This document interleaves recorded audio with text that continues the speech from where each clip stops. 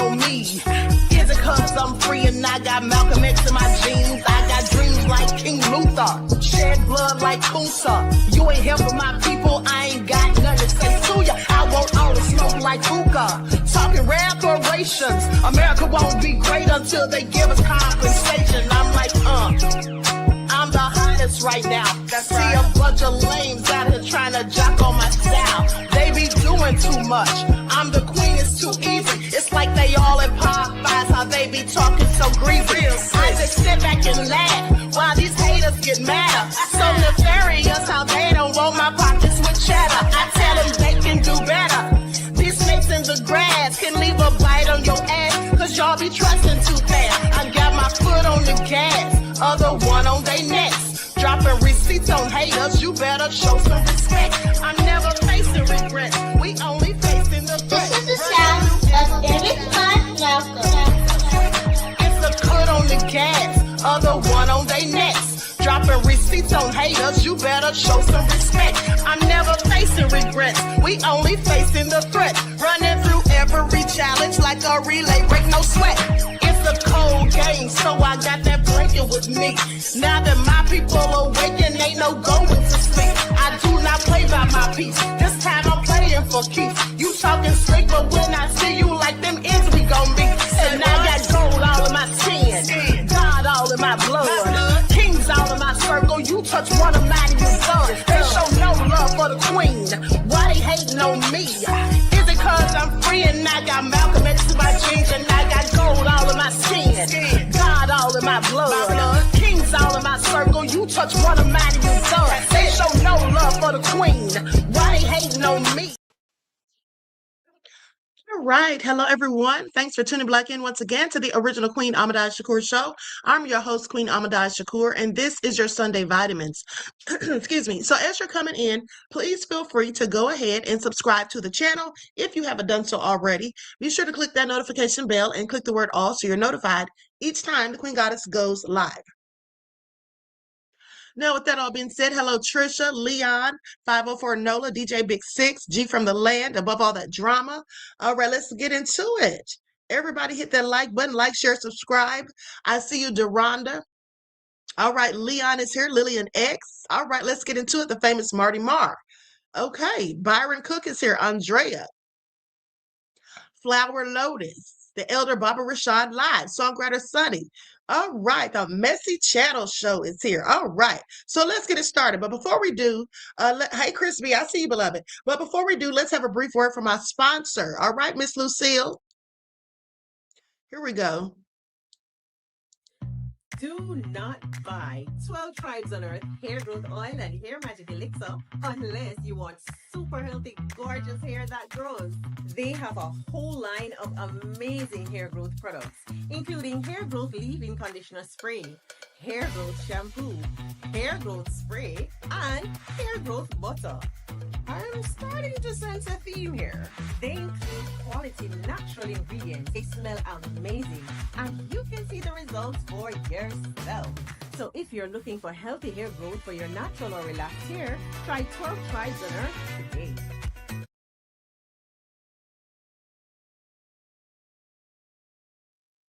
Okay, so don't forget you can purchase 12 Tribes hair oil at Etsy.com. Just look for Lisa Crafts. You can also find it at Walmart.com. And please don't forget that she sells beard oil as well. Okay, and so shout out to all my lower roads and everyone tuned into the Queen. And a big shout out to my moderators because y'all know they be putting in work. I see you, Mel, Anita Harrell. Okay, so now let's get into it. Chris Rob Media is here. Now listen. So it has come to my attention that the FBI is going around to people's houses, okay, people who are saying certain things on TikTok, whether you're criticizing the Trump administration, and these people whose homes they've gone to and the people that have reported these things, they're not saying anything dangerous. They're not making any sort of threats. They're just voicing their opinions. And so I find it all very interesting. Hold on just a second, beloveds. Let me just check this out. Hold on.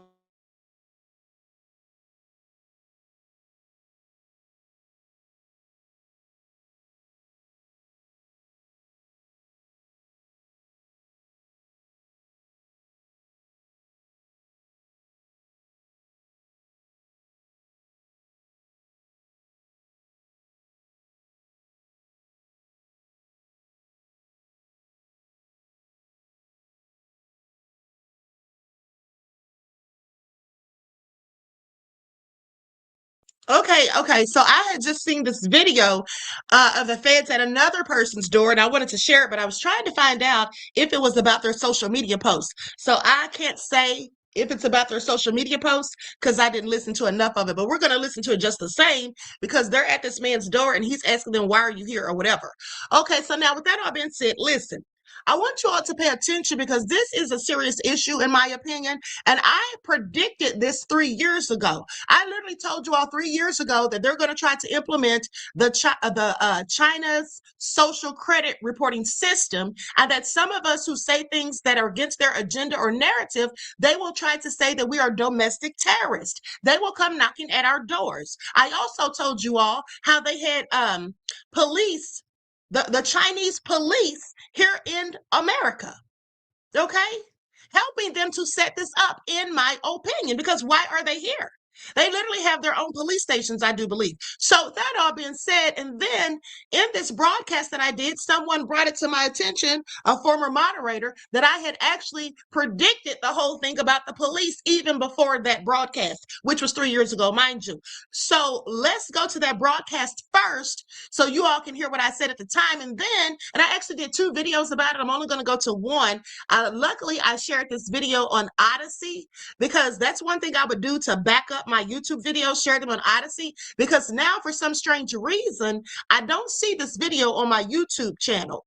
I find that very interesting. I couldn't find it on my YouTube channel any longer, but however, it is still on my Odyssey channel. Okay, so now with that all being said, let's go to that. And then we're going to get into these clips of the feds going to people's homes. Also, please double check to make sure you're still subscribed, because I literally am looking at the subscriber count right now, and literally they just unsubscribed 2 people. Okay, unless the 2 people unsubscribed themselves, which I don't think so.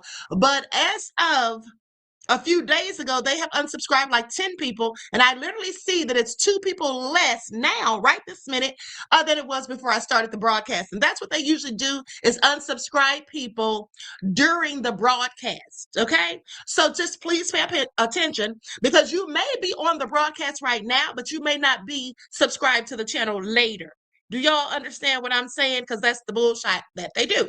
Now, with that all being said, and they really are playing with my views even more lately. Like, I can't even get 2,000 views, ScrewTube. But it's interesting. That's what it shows on the channel, but it shows something different in the studio.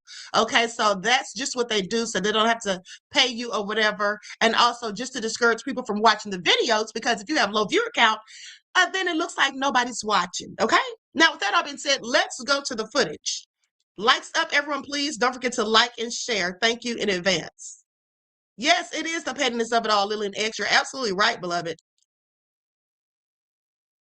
Okay, now, as you can see, the title of this video, I said China police in U.S. set up social credit system. Okay, now I think this is the timestamp at the 46-minute mark. Move on. Tony Curtis says the Queen warned us in a vision a year ago about Chinese troops here. Oh, yes. Thank you, Tony Curtis. I absolutely did. Do you all remember that? Y'all know I'm prophetic, and I tell y'all many things in advance. Do you all remember that over a year ago, I told you all that the Chinese police were going to come here? I told you all that I had a dream where there was... Now, let me say, if that was a year before this video was done, that means it was 4 years ago. Okay, so please pay attention. These big black trucks like tanks, and they had red writing on the sides written in Chinese, and they were going around, the Chinese police dressed in all black, going around knocking on people's doors. How many of you all remember that? Lillian says, yes, Queen, I remember. Nessie X says, I remember. Okay, Vince, I am. So everybody's saying y'all remember. So y'all know the Queen is prophetic, honey. You see, that's why agents can't get past me, okay? Because I have intuitive downloads that come from the Most High. Unlike... Now, with that all being said, hold on for a second, because I want to show you all my receipts that they absolutely are here, just as I predicted they would be. Okay, now I'm going to stop the share real quick and go to this so you all can see for yourselves.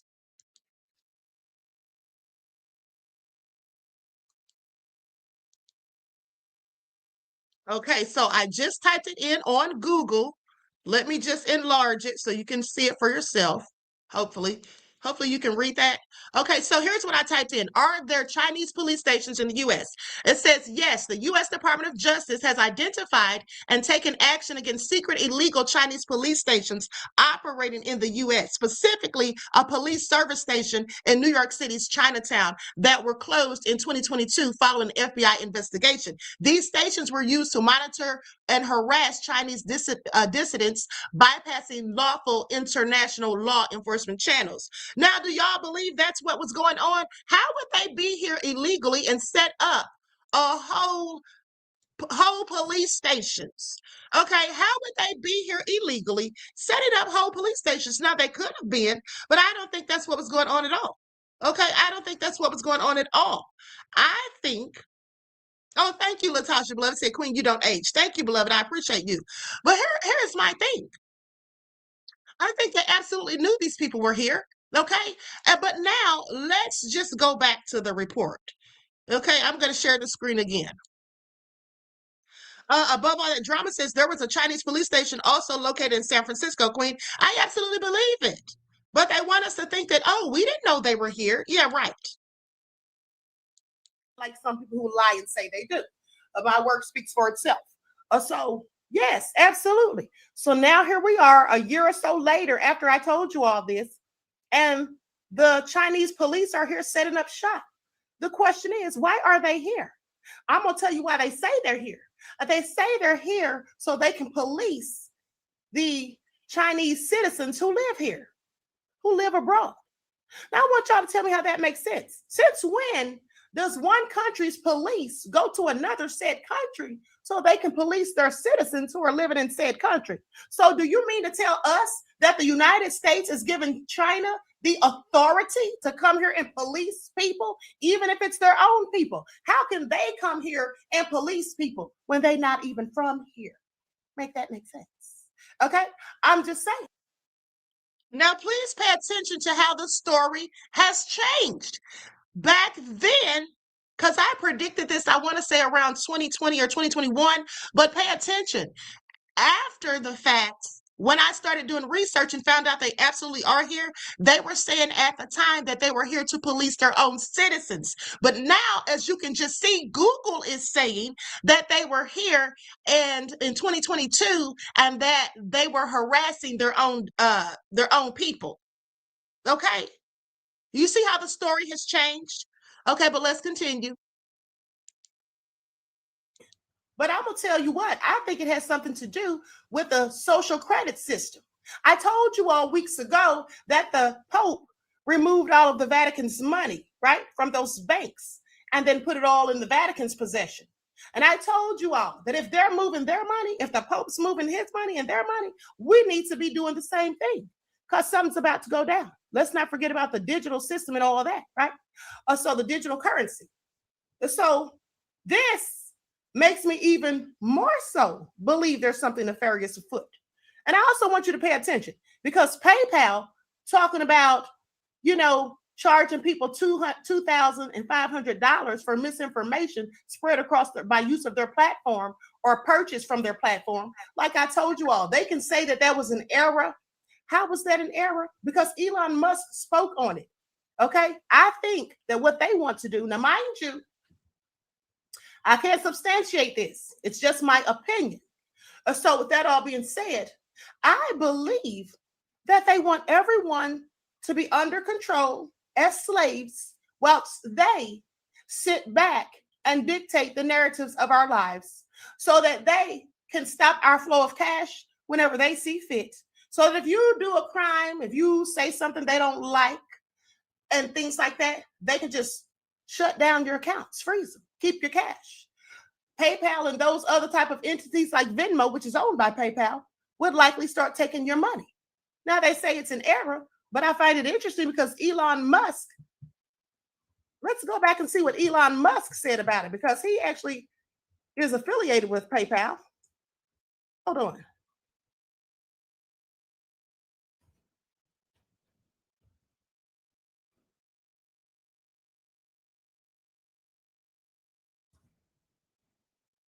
Likes up, everyone. Please like and share. Let's see here. Here it is right here. And I want y'all to pay attention because they said this was an error, which means it was a mistake, which means they didn't mean to do it. Well, if that's the case, my question is, Elon Musk slams PayPal policy to fine users over spreading misinformation.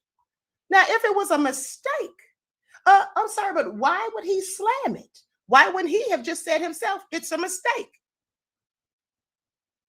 Digital payments company PayPal, co-founded by Elon Musk, has taken a U-turn on a controversial policy that sought to fine its users $2,500 for spreading misinformation on the platform. The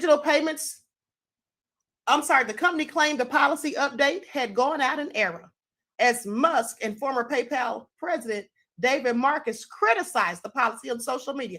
So now I want y'all to pay attention. Do y'all really think that Elon Musk, who's a co-founder of this company, didn't know that that was a mistake?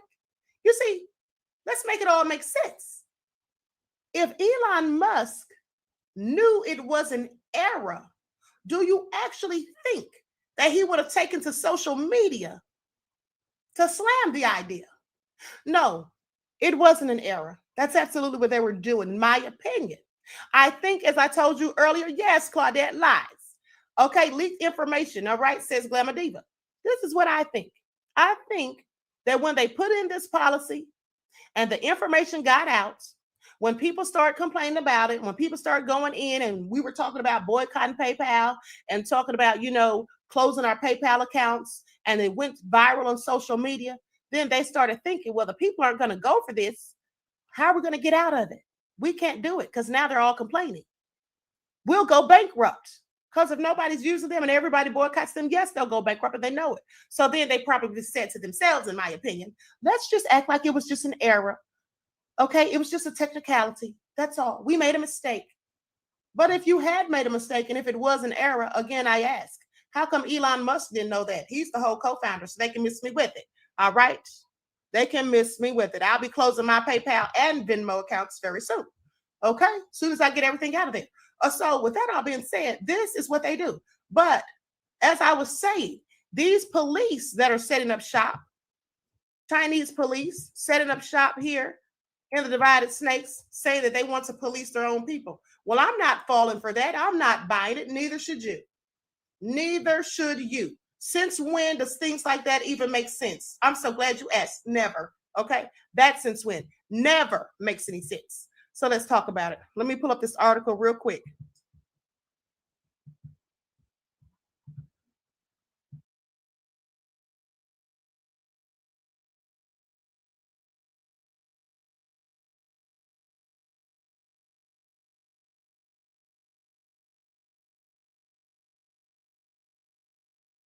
So here's what it says. A Chinese police station, they got their own station. I want y'all to pay attention to this. What do they look like having their own police station in the United States so they can police even if it is their own citizens who came here? A Chinese police station set up to spy on the country's nationals in Lower Manhattan is run by a U.S. charity that is on an IRS blacklist. A nonprofit America Chang-Li Association New York Incorporated owns and operates the service station located above a noodle shop on the third floor of 107 East Broadway on the Lower East Side. Now, in May, the IRS yanked the group's tax-exempt status for its failure to submit tax filings for 3 straight years. The nonprofit, which was incorporated in New York in 2013, enlisted its charitable mission as a social gathering place for Fujianese people, paid $1.3 million 3 years later for the suite of offices that houses the Fuzhou Police Overseas Chinese Affairs Bureau, according to filings. Now, the Manhattan station is part of a web of more than 100 such law enforcement offices set up around the world by the People's Republic of China, ostensibly to help China nationals renew their government-issued identification and driver's licenses. But the stations have more sinister purposes, pay attention, such as spying on the Chinese diaspora for the Chinese Communist Party, according to a recent whistleblower. Openly labeled, they say, as overseas police service stations. They contribute to resolutely cracking down on all kinds of illegal and criminal activities involving overseas Chinese. This is according to a September report by Safeguard Defenders, a Madrid-based human rights group that documents Chinese repression around the world. Now, the stations also participate. Hold on, beloveds, pop-ups. Now, the stations also participate, pay attention, in intimidation, harassment, detention, or imprisonment to spy on dissenters and return migrants. Here's a look at them right here. Get a load of this. Get a load to this. And I told y'all this like a year and a half ago, that the Chinese police were going to come here, going around knocking on people's doors in my dream. That's what they were doing. Look at them. That's them. So in addition, they say the New York Safeguard Defenders found 2 Chinese police stations in Paris, 3 in Toronto, 2 in London, and 5 scattered in the Spanish cities of Madrid, Barcelona, and Valencia. And so they just do whatever they want. They just do it wherever they want. And then they say the news of the Manhattan-based Chinese police station was greeted with outrage from Republican lawmakers Friday, who sent a letter to U.S. Attorney General Merrick Garland and Secretary of State Anthony Blinken, according to reports. They say the Department of Justice and State Department must explain why Biden administration has allowed CCP police to set up an office on U.S. soil. Let me tell y'all why. Because Biden is nefarious. We already know that Biden's been in bed with China. Trump warned us. How many of you all remember that Trump warned us that Biden would be in bed with China? Y'all remember that, right? Y'all remember Trump said that, but Trump's crazy, let them tell it. A spokesman for Safeguard Defenders called the overseas stations a violation of international law and territorial sovereignty on Friday, saying that I think it shows how brazen the CCP is getting and how little regard they have for other governments. That's right. Now they're going to come over here and govern our governments. It won't be long before they implement that social credit system. How much you want to bet?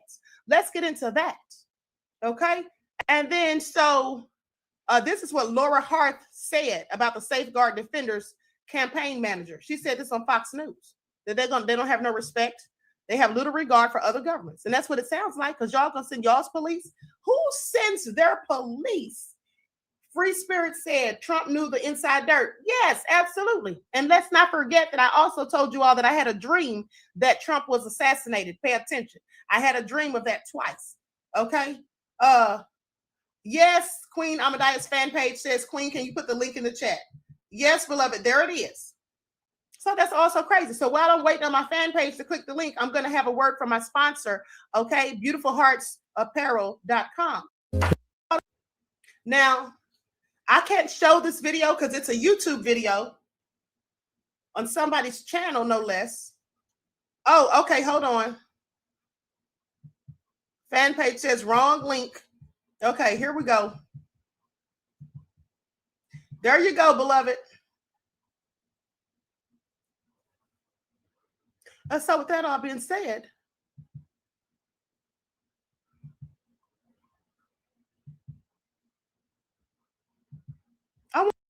United States by January the 1st, 2021. Similar plans are under discussion at the Bank of England and the European Central Bank. And of course, in that cradle of 21st century democracy, the People's Republic of China. These are very different to the transactions we carry out online and with phone apps today. Each coin will not only be trackable, it will be a programmable piece of code which the government can change at will. Take China's existing social credit system, which throws the image of an undesirable citizen, perhaps someone who forgot to pay their council tax, up onto giant billboards in the center of Beijing. The next step is to program that person's yuan coins so that they can't be spent on foreign travel or any other luxury until the state decides that they've once again become a good citizen. The purchasing power of the coins could be diminished at will. Negative interest rates could be applied. Even time limits by which the coins must be spent for the good of the national economy, i.e., use them or lose them. Digital currencies are a bigger threat to our freedom than tanks on the streets, yet 99% of the public will love them because they're so convenient, and that nice Bank of England gave me 100 free recovery coins just for downloading the app. You have been warned. Y'all heard that? Say what now? Hey, Van, let me go ahead and add Van to the live. Hello, Van, what's going on? Now, this is a clip from an interview that Aaron Russo did. Now, the entire video, the entire interview is no longer found anywhere on the internet that I could see, probably scrubbed. This is just a 2-minute clip posted on YouTube. Knew that you started the Constitution Party. They knew that you were somebody who was taking action and getting things done. You already made some big films, had a lot of other successes. Right. So they were trying to recruit you, and didn't it come down to the point of, hey, we are here to recruit you, and don't worry, your chip's going to say, don't mess with us. You know, this guy's don't touch. Yeah, yes, that did happen. Now, I was definitely being recruited, but it's more subtle than that. Well, your word, just go through the process. And then you said, well, what it is remember we were friends, and we used to come to my house a lot. We'd have dinner, we'd talk, and they'd tell me about business investments, how you get involved in, you know, or they would help me with this business investment or that business investment. And was I interested in joining the Council on Foreign Relations? You know, I would have to get a letter to join them, but was I interested in that? And, you know, just stuff, you know, leading you on. And I used to say to them that I never really did that because that wasn't where I was coming from. You know, as much as I like you, Nick, you know, your ways and my ways, we're on the opposite side of the fence. You know, I don't believe in enslaving people, you know, and he would come back with, oh, I do? Or, well, it would be more like, you it's know. It's better for them. It's more like, you know, how do I put it? It was like, what do you care about them? What do you care about those people? What difference does it make to you? Take care of your own life. Do the best you can for you and your family. What do the rest of the people mean to you? They don't mean anything to you. They're just serfs. They're just people. You know, it was just a lack of caring, you know, and that's just not who I was. It was just sort of like cold, you know, it was just like cold, you know, and I used to say to him, what's the point of all this? You have all the money in the world you need. You have all the power you need. What's the point? You know, what's the end goal? And he said the end goal is to get everybody chipped, to control the whole society. Y'all heard that, right? Chip to control the whole society. That's what Aaron Russo said. Tony Curtis said, Aaron Russo warned us about the chip 30 years ago. Well, so did William Cooper. So with that all being said, y'all heard it. Shout out to Twizzle in the house. Twizzle said he remembers that interview with Alex Jones. Okay, so this is also crazy. So I have my moderator, Ayon, on here. Hey, Ayon, give.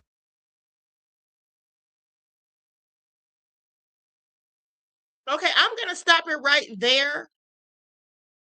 I'm going to stop the share right there, but I want you all to pay attention because here's the thing. That was one of the videos that I did, as I told you. But there was a video that I did maybe some days or weeks before that one, where I was saying basically the same thing, that they're going to come knocking on people's doors. And if we go against their agenda, they're going to basically deem us as domestic terrorists. Okay, so now let's go. And I'll look for the timestamp. I have that video, but I don't know the timestamp. But I'll look for that while you all watch these clips, because I want you all to pay attention. They're coming for people, okay, knocking on doors about social media posts, as if freedom of speech is no longer a thing. Well, I guess it isn't. Okay, please pay attention. All right, so here we go.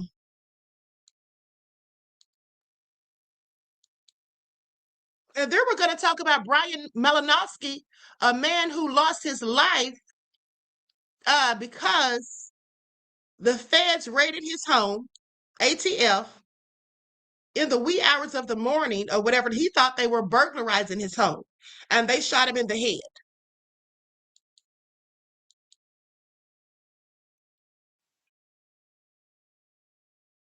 Okay, here we go. Likes up, everyone. Please don't forget to like and share. Thank you in advance.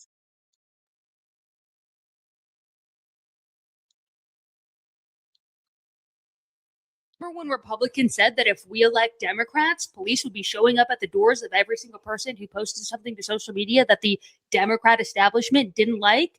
Yeah, take a look at this. Is that your account? I refuse to answer questions without my lawyer present. No, Verbatim, it says the guy who consistently calls for the death of all Palestinians, tried to shut down the theater for showing a movie that hurt his feelings, and refuses to stand up for the LGBTQ community in any way. Even leaves the room when they vote and on related matters. Wants you to know that you're all welcome. Clown face, clown face, clown face. Prenatal. And we wanted to get your side of it. Was you that posted that? I would think to refrain from posting things like that, because that could get something. I appreciate your concern. I appreciate you coming out here. Okay, that's it. That is it. We're going to maintain my amendment rights to. That is an officer showing up to the door of a woman who lives in Miami because of a post that she made, and he read that out loud. You guys heard it. There was nothing threatening in that post, simply because the Republican mayor who sent these detectives out did not like it. Yeah. I don't know what to say here. It's like every single thing that the Republicans accuse Democrats of doing, they do that simply to deflect that it is Republicans who, in fact, are doing it. And this is not the first instance of the Trump administration or the Republicans in office trying to harass people for their social media posts. I mean, for crying out loud, people who are coming into this country right now to visit for vacation are having their phones checked.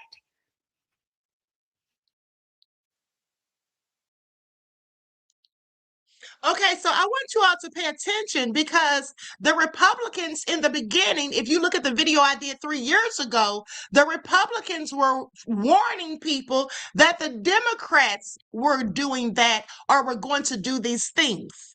Now we can see that the Republicans are doing it. I want you to pay attention, because what does that tell us? Both parties are in on it. Do you all see that? Both parties are absolutely in on it. Okay? Please pay attention. Now, with that all being said, because this all started during Biden's administration. Hold on.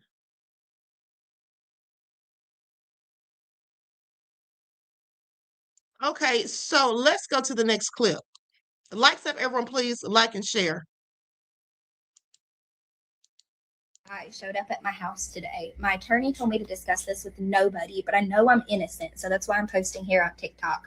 I was getting ready for work, and I hear a knock at the door. I can see outside, and I look. There's 3 guys. I open it. They show me their badges. They ask if they can come in, and I said no, because I don't know if you are who you say that you are. So we sit down on the porch. They start asking me all these questions. They did not even tell me like what they were here to discuss. They just started asking me all these questions, like time-related questions. And I'm like, I have no idea. Like, I need to get on my social media. Like, I'm going to have to look to see where I was, because I genuinely have no idea.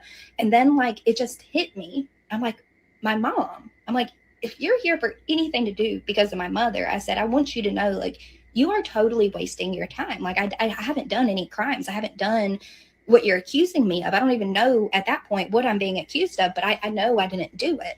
And so anyways, we had a long talk. I'm having to go through with my attorney and everything now, but this is just like absolutely wild. I was not expecting this today.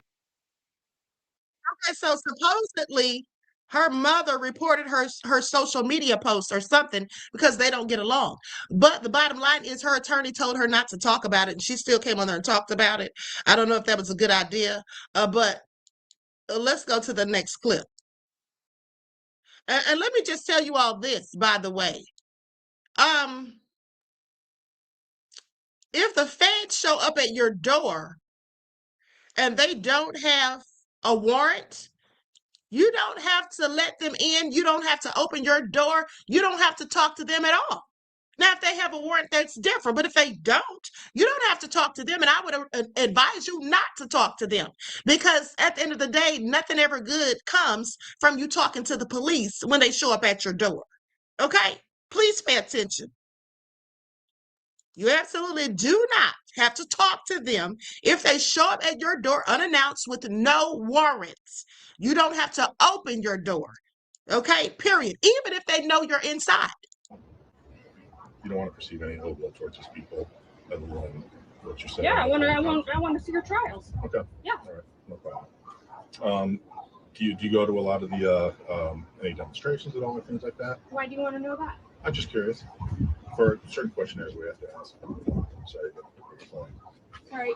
I don't want to answer that. Okay, that's fine. That's fine. Do you have any weapons in the house at all? No. Just curious. Okay. First of all, she's telling him too much. He's asking her if she has any weapons in the house and all of this, if she goes to any rallies or whatnot. That's none of his business. She shouldn't have been telling him any of that. Okay, unless he had a warrant, like I said. Have you traveled to any functions, Democrat, Republican, any sides? Any kind of rallies or anything like that? I just answered that question, Okay. so I don't You don't want want to to answer. talk. Okay, fair enough. Okay. Anything else you want to tell me about any other statements at all? No. Okay. What do you consider crossing the line on social And media? it's a very good question. I mean, so technically, obviously, you have freedom of speech, right? Everybody has that. Crossing the line is when you're going like a direct left, like I will go kill the president, or statements like that, right? So those are obviously different threshold. You know what I mean? And we usually present those to the U.S. Attorney's Office. Something like this, veiled threat. It's is it a threatening nature? Now that I know that you didn't mean anything by it, it's basically a non-issue, right? So it'll basically end here. I'll go back, write up my report. Okay, so what can I do about the people on social media that threaten me and my home? I would write to the local police and make a report. Any other suggestions on that? Are you being threatened by other people? Oh yeah, all No. the time. Okay. No. All the time, but I'm not going to shut up. No. And again, you have the right to say that as long as they're not threatening nature. Okay, I want you to pay attention. Now, what I find so interesting about that is they wanted to come and knock on her door, question her about her post because she was criticizing the Trump administration clearly, but they didn't come knocking on anybody's door that was threatening her. Just like they saw her post, you don't think they see posts of people threatening other people? So that's no big deal because they're threatening her because she's going against MAGA. Okay, I want you all to pay attention. Now, I did find that other video. I think this is the timestamp, so let's go to it really quick, and then we're going to get into Bryan Malinowski. Likes up, everyone. Please like and share. Thank you in advance. Punished if you're on the black. Isn't it interesting that black is always something negative? I just want y'all to pay attention. So there are a range of rewards for businesses that do well in this regard, including streamlined administrative procedures. For example, companies that are classified as an advanced certificate enterprise may receive faster customs clearance. This in the United States, it's not going to be about black list and red list. It's going to be about black people and the other people. That's what it's going to be about. I just want y'all to pay attention. That's what it's going to be about. We already know how the system works against us. So anyway, I'm not going to go through this whole thing, but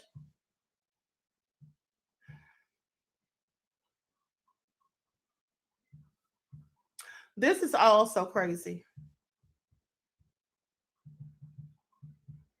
And they're going to be checking your social media to see what kind of stuff you're posting.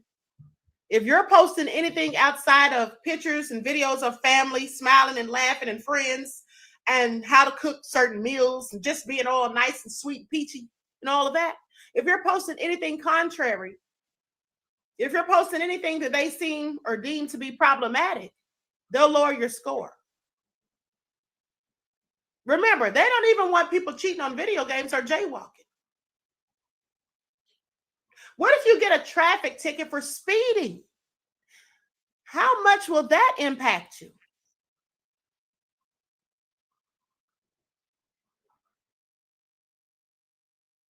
Okay, so this is what I'm talking about.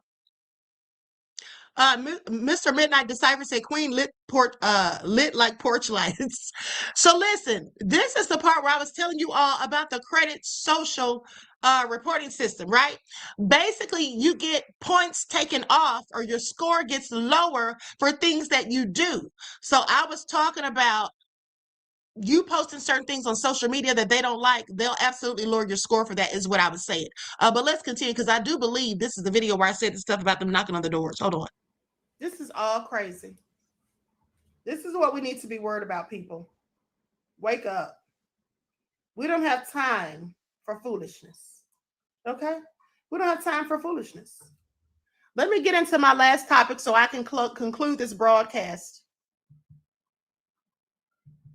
Likes up, everyone. Please like and share. Thank you in advance.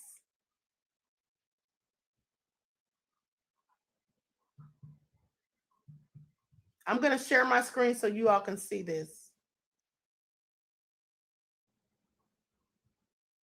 Okay, I'm not sure where that timestamp is. Let's move on. I'll try to find it later, like I said.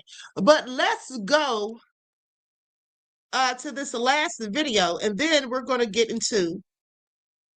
This person says the feds paid me a visit today. Okay, we're going to get into this one, and then we'll go on to the Bryan Malinowski story, because it's really sad. And you are with? FBI. And you, okay. State your presence. State my presence, or why we're here to talk to you? I'm here to talk to you, see if you can give us a little help. Be honest. On what? I can discuss it, but we need to sit down and talk first. About what? About what? Yeah. Well, the FBI has a lot of programs going on where we try to identify some situations or people or groups that may be of interest. And you're not in trouble. You haven't done anything wrong, but you may know somebody that put the hair on the back of your neck up that you'd be willing to talk to us about. And that's why we're here to talk to you. I'm sorry, I can't talk about something like that. Okay. You say you're not willing to talk to us? No, not unless I'm under arrest. No, you haven't done anything. Okay. You haven't done anything. Okay. So I hope you understand my concern. Absolutely. You haven't done anything. Okay. Yeah. But you understand why we're here. No, I don't. I just explained it to you. I understand what you said, but I don't understand why you're here. You don't understand why I'm here? No. Okay. Jim, have you done anything that may get you some publicity in the past? I'm not going to answer any questions. But the reason you hadn't done anything wrong, but you're known. And you're known to have association with sometimes some people in your groups. There's always one that does something, and then everybody looks at the group and says, hey, we should have been talking to some people that knew this guy beforehand so that we could have prevented something. You know, I see that in a lot of groups, right, like Antifa, and I don't see nobody from the FBI going after them people. Have you seen the FBI not talk to anybody? No. You don't know what they're doing. I know they're beating people up and nobody's doing anything about it. Well, that's something that they need to address. Like that guy at Berkeley who just got attacked because he's a conservative.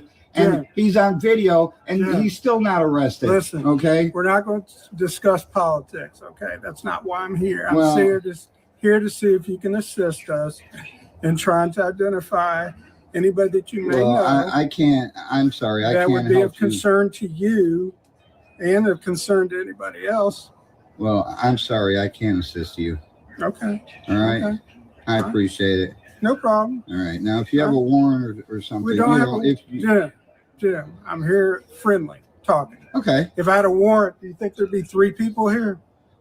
No. No, because you come in gangs, just like you are now. No, just saying a gang. Okay, 3 is a gang over one of me. It's not one of you. You got 2 of you right now. Because he's local, and we thought that make you feel more comfortable.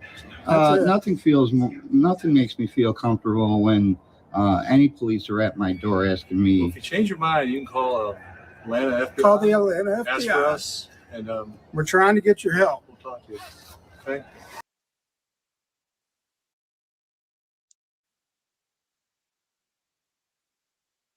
Now, he was talking to them too much. Okay, he was talking to them too much. At the end of the day, they were trying to get information out of him about some group or something or whatever.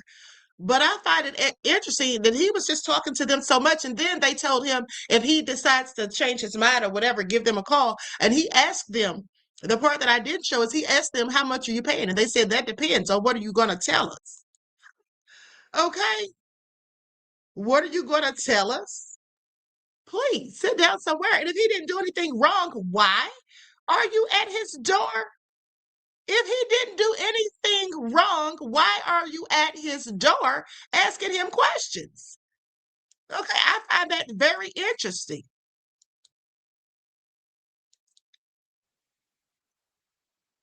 I find that very interesting. Okay, but like I said, they're coming knocking at a lot of people's doors. And if you all remember, who remembers the guy whose video I showed you? He was going in on the Trump administration. He had on green fingernail polish. Put a 1 in the chat if you remember. Put a 1 in the chat if you remember that young man, because I can't remember the name of his TikTok. But he did a video just days ago for the second time the feds have shown up at his door. I wanted to show you all the video of him saying it, but I can't remember the name of his channel, his account. But you all remember it because someone in the chat specifically said something about his green fingernail polish. He had on bright green fluorescent fingernail polish. You all remember? Okay, great. Well, yeah, that young man who was going in hard in the paint on MAGA and Trump, which he does on a regular basis. They have supposedly, according to him, visited him multiple times. Okay, trying to get him to shut up. Okay, according to him, but he still continues to do these posts. Okay, so like I said, I find it all very interesting. I absolutely do. I find it all very interesting. Now, with that all being said, let's go to this report about Mr. Bryan Malinowski, who, as I said, was killed during a raid on his home in similar fashion to the Breonna Taylor situation, but only this was the feds instead of the police, or this was the ATF. Okay. And they didn't have any reason to think the man was violent or whatever. And of course, if you come to someone's house and you're breaking in the dark of night, of course, the first thing they're going to think, okay, unless they know they have a warrant, maybe, but 9 times out of 10, they're going to think that someone's breaking in their home, and they're going to try to defend themselves and their home and those who are inside. So let's go to this report, because this story happened a couple of years ago, if I'm not mistaken, but it's back in the news because his wife is now suing. This happened a year ago. To see what exactly happened as ATF agents went to Bryan Malinowski's home to execute a search warrant. Thank you for joining us tonight at 10. I'm Faith Woodard. THV11 has obtained the dash cam video that has the audio the Pulaski County prosecutor used to determine the events leading up to the shooting. The prosecutor ruled the shooting of Malinowski justified last week. THV11's Ashley Godwin gives us a look at that video and the moments leading up to his death. That dash cam video comes from a Little Rock patrol car that was parked near but facing away from Bryan Malinowski's home. But audio of the encounter can be heard. It was around 6 a.m. on March 19th when a Little Rock police officer turned on his emergency lights and siren to let the neighborhood know of police presence. Then you can faintly hear banging on a door. About 45 seconds later, in the prosecutor's report, ATF agents rammed down the door of Bryan Malinowski's home during those 45 seconds. Police say Malinowski shot the first of 4 gunshots at the first ATF agent that entered the home. Another ATF agent entered and returned fire, hitting Malinowski. He died from his injuries. The ATF agent lived. Malinowski's wife was home at the time. The dash cam goes on to capture audio of her being brought outside and talked to by police officers. We didn't do anything wrong. You guys are wrong us. This all started with an ATF investigation that claimed Bryan Malinowski was selling guns without a dealer's license. According to the ATF affidavit, he bought more than 150 guns between 2021 and this year. Some of those guns were found to be used in 6 separate crimes. I reached out to the Malinowski family attorney for a comment. He said he hasn't seen the video yet and wants to look at the full case file before giving a response. Now, we've posted the full video, which is more than an hour long, on our website, thv11.com.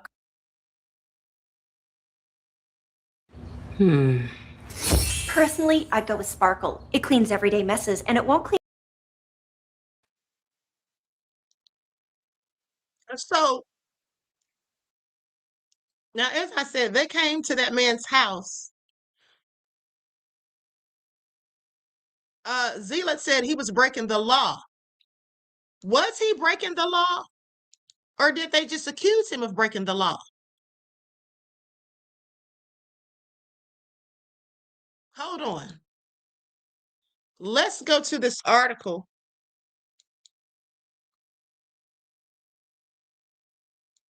ATF raid that killed airport exec Sparks explosive federal lawsuit. Okay, so Malinowski's alleged crime wasn't murder, trafficking, or terrorism. It was allegedly selling too many guns at local shows without an FFL. He wasn't running an underground arsenal. He was a coin and gun hobbyist, okay, who liked to wheel and deal on the weekends. He made over $260,000 a year running Little Rock's airport. That's what he did for a living. Now, they say he was hardly someone who was flipping guns for a living. But in the early hours of March 19th of 2024, the ATF rolled up in 10 vehicles, disabled his security cameras, banged for less than 20 seconds. Hold on, I want you all to pay attention to something. Here's the thing. They said he was selling guns without a license unless he was lying. Here's the thing. We're going to get into all of that. But let's say he was. This is what you need to pay attention to. Let's say he was.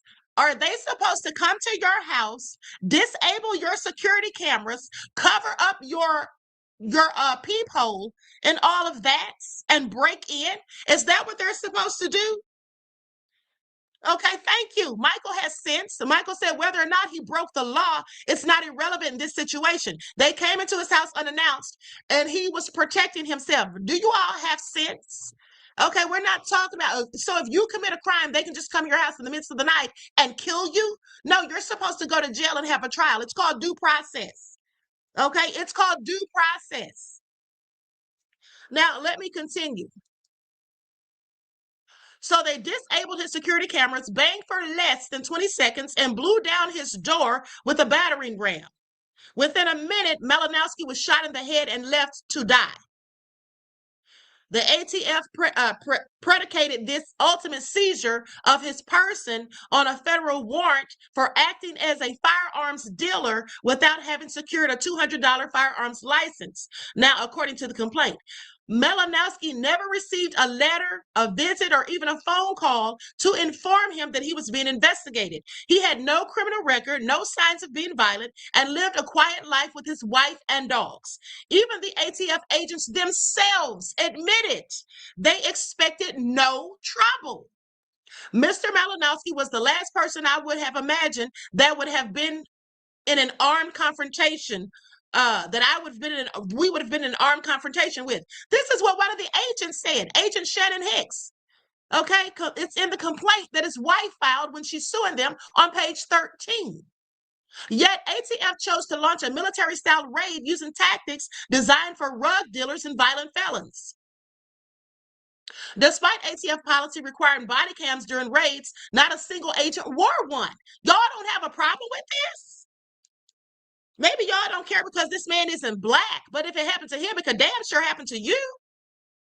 Okay, it could damn sure happen to you. Are y'all serious? But let's continue for those that care. Now, because I care about my constitutional rights. I care about my freedom and liberties. I care about the things that I'm supposed to be entitled to under the Constitution. Okay? Regardless as to whether or not the man committed a crime, The bottom line is there's a thing called due process, and every citizen is supposed to have that, period. So anyway, it goes on to say, despite ATF policy wearing body cams during raids, not a single agent wore one. They didn't use their PA system either. They covered the Ring doorbell. The one cop who flipped his siren did so for just 1.5 seconds. So brief, not even a single neighbor noticed it. Okay, they waited just 19 seconds after knocking before smashing through the door. Didn't give them a chance to answer it. At 6:02 a.m., they began knocking. At 6:03.17 a.m., they stopped knocking and breached. This is on page 27 of the complaint filed by his wife. Malinowski awakened from his sleep, thought he was being attacked by home invaders, and who wouldn't? He grabbed a pistol and fired a warning shot into the floor. An agent fired back, hitting him in the head. He did not know the people who broke down his front door were law enforcement. That's on page 3 of the complaint. They let him die and then treated his wife like a criminal. After the shooting, agents offered no medical help. Bryan lay on the floor gasping for air. His wife was detained in 30-degree weather, barefoot, in a tank top and boxers for hours. She was denied a ride in the ambulance, denied clothes, denied even a bathroom break, and then filmed by body cam while using the restroom at a firehouse. Y'all think this is okay? We didn't do anything wrong, she said. Oh, you guys got the wrong house. That's what she said over a patrol car audio. That's what was heard. Now, after they killed him, they say the rules changed. The ATF rule that supposedly justified the raid, the engaged in the business definition, didn't take effect until a month after Mr. Malinowski's death. The law at the time required the principal motivation behind selling guns be livelihood and profit. That's on page 11 of the complaint. But Bryan was a collector, not a dealer. And the ATF knew it. They knew it. Now, there has been no accountability and no arrest and no justice. The Arkansas State Police refused to evaluate whether ATF's tactics were lawful, saying that's up to the DOJ, and the DOJ has been crickets. Nobody's talking and nobody's facing consequences. Now, why is this lawsuit important? This wasn't just a botched raid. This was the state using federal firepower against a peaceful, law-abiding citizen over a paperwork technicality and then executing this man in his own darn home. Sorry, I have a whole problem with this. Gun owners across America should take notice. If they can do this to a well-paid airport exec with no criminal record, they can do it to anyone, and that includes you, and it specifically includes you because you're black. Because you're black. Now, with that all being said, there's a YouTube video about this. This young lady reported on it at the time all of this went down, and I'm going to share the video.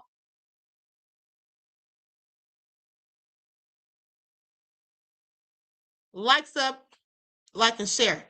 Zila said they've been doing this to black folk. Exactly. Okay, that's my point. Exactly. And that's why you should know that it can happen to you.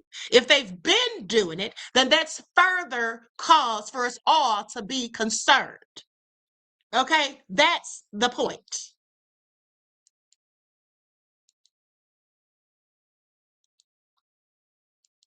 Now, I'm going to share my screen. Lights up, everyone, please like and share. Thank you in advance.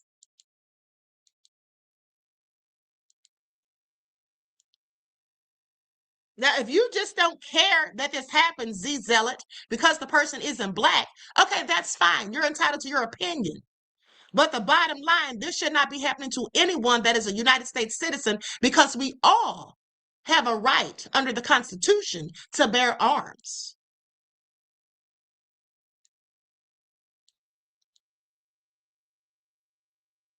And how exactly they came to raid Bryan Malinowski, why they covered up his security camera, and why the raid ended in his death. But we might finally get some answers, as his wife has filed a huge federal lawsuit over her husband's wrongful death.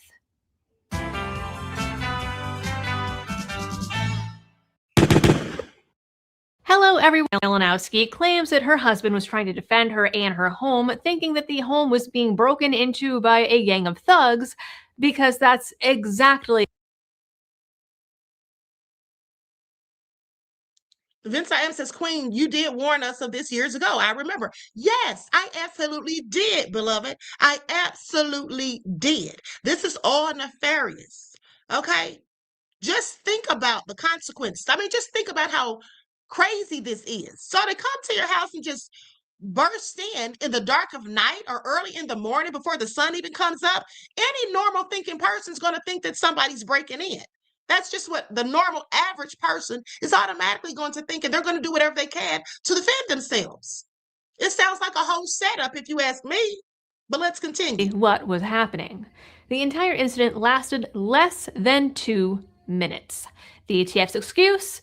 They were executing a search warrant based on a suspicion that Malinowski was, quote, engaged in the business without an FFL at local gun shows. He had no criminal record. But now, even in this lawsuit as filed, we get some extra details and a few questions answered, hopefully with more answers to come.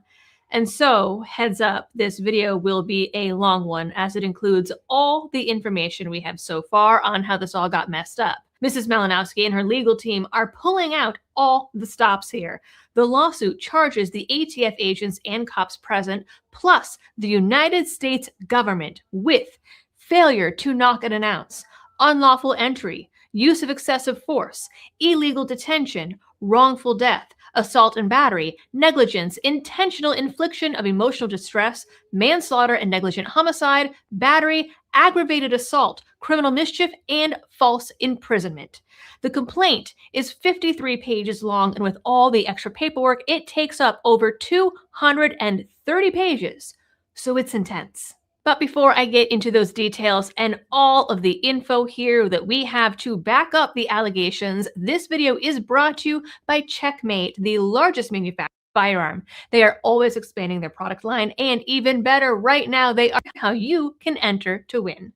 Now, this suit lists out a bunch of case law pointing out that people need time to react in such an event, that they might not be rational when woken up in the middle of the night, or dressed, might not have heard the police announcement, or might think their home is being broken into and react in self-defense.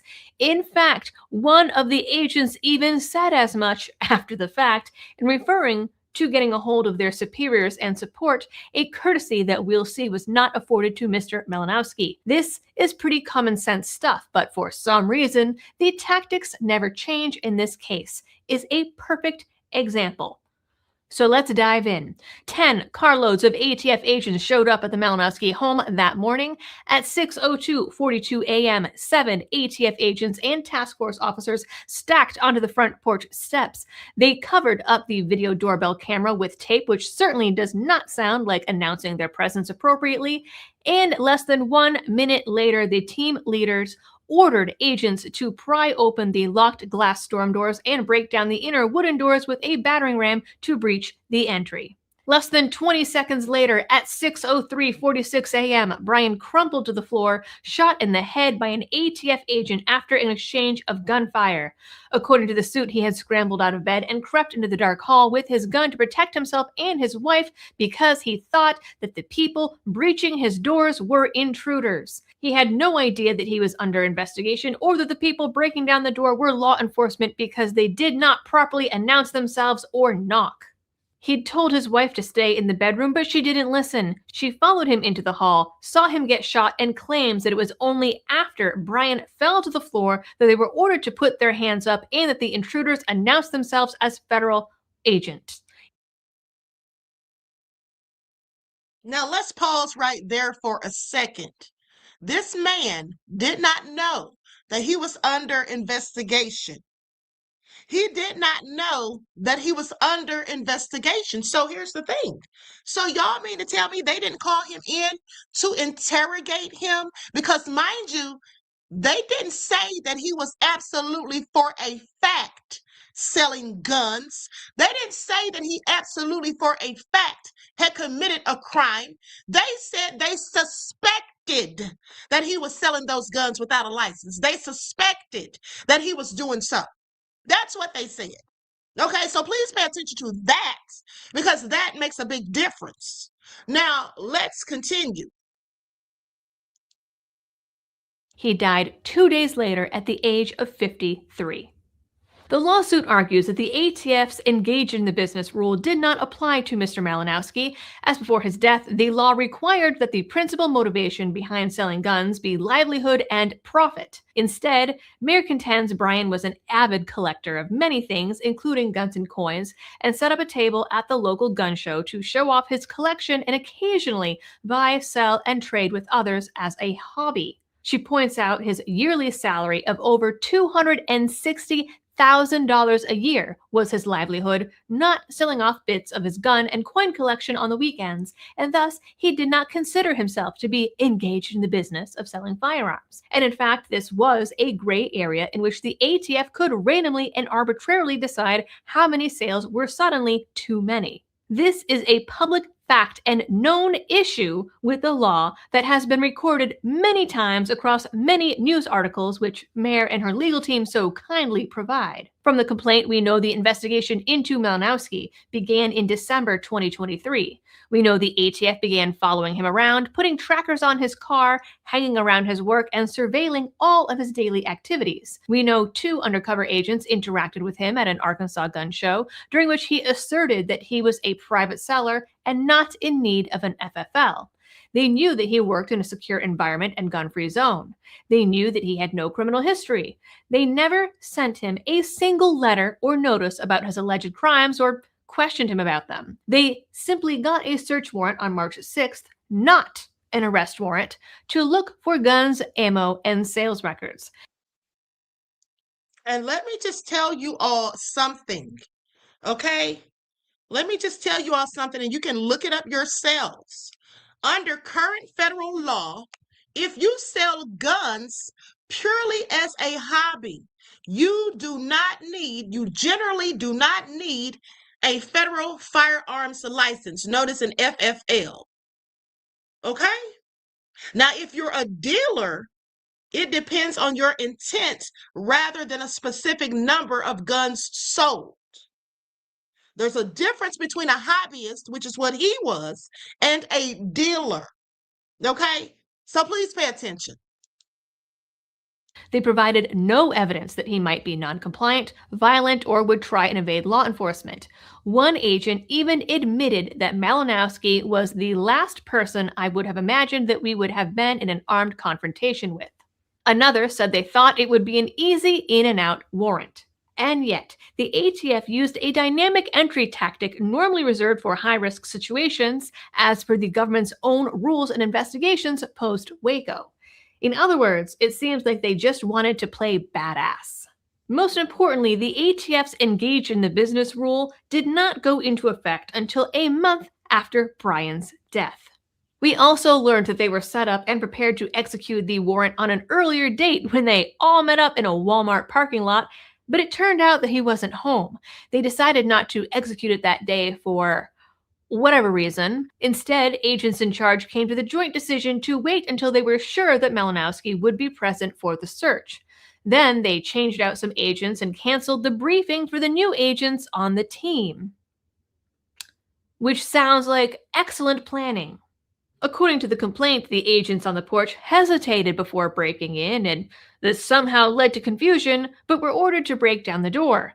The agent carrying the shield marked police for some reason didn't enter first the way he was supposed to, and even left the shield outside, blocking the exit. The words police and ATF on their uniforms were mostly covered by ballistic vests and other equipment. The order that the agents were supposed to enter got all messed up. When the agents broke in, a police officer outside turned on his siren and lights for only 1.5 seconds. It was so brief that not a single person in the cul-de-sac reported hearing it or seeing the lights. They disabled his Ring doorbell camera. They had no identifying markers. They did not ring the doorbell, did not call him on the phone despite having his phone number. They did not use a PA system to announce themselves despite it being written in their operations plan. Instead, they knocked, apparently so quietly that the agents at the back of the house couldn't even hear it, waited 4 seconds, and knocked again for a total of 19 seconds altogether before breaking down the door. None of the agents wore body cams despite a 3-year-old policy to wear them when executing search warrants, and none of the cops activated theirs despite similar policies. The only reason that we have some of these details is because when the officer turned on his lights and siren, an audio recording started automatically. Despite reporting no lights or movement in the home, the agent in charge suddenly decided, according to a statement, that they were too exposed in a quiet neighborhood cul-de-sac and had to break in. They gave no verbal warnings, no announcement, and no commands. In the dark, at the opposite end of the house, Bryan woke up, grabbed his gun, and went into the hall where he was met with a group of armed men with no markings to show they were law enforcement, and he shot at the floor, hitting one of them in the boot. Agents returned fire to Bryan's head, and as he struggled to breathe on the floor, offered no medical assistance. After the shooting, law enforcement support was slow to arrive because the agents noted it's hard to wake someone up at that hour. Meanwhile, they detained Mare in nothing but a tank top and underwear and put her in the back of a car for several hours in 30-degree weather. They did not allow her to get clothes, her medicine, or use the bathroom, and did not allow her to ride in the ambulance with her husband. In later body cam footage, law enforcement referred to her as a prisoner. And while none of the incident was recorded on body cam footage, you can bet that they recorded her in the bathroom once they finally allowed her to use one. And after all of that, agents didn't even begin their search until 2 p.m. that afternoon. This complaint is the most detailed that we've gotten of this incident so far because despite pressure from the public and congressmen, the ATF, including Dettelbach himself, refused to comment, even during investigations by the House Judiciary Select Subcommittee on the Weaponization of the Federal Government. They could not say why the raid happened the way it did. They couldn't say why they didn't execute the warrant at his work, which is again a known gun-free zone, or pull him over to inform him on his way to or from work. Why they didn't call him, use the PA, send a letter, anything. Neither the police or the ATF have faced any accountability. And so Mare is demanding a full jury trial, and honestly, I hope she gets it.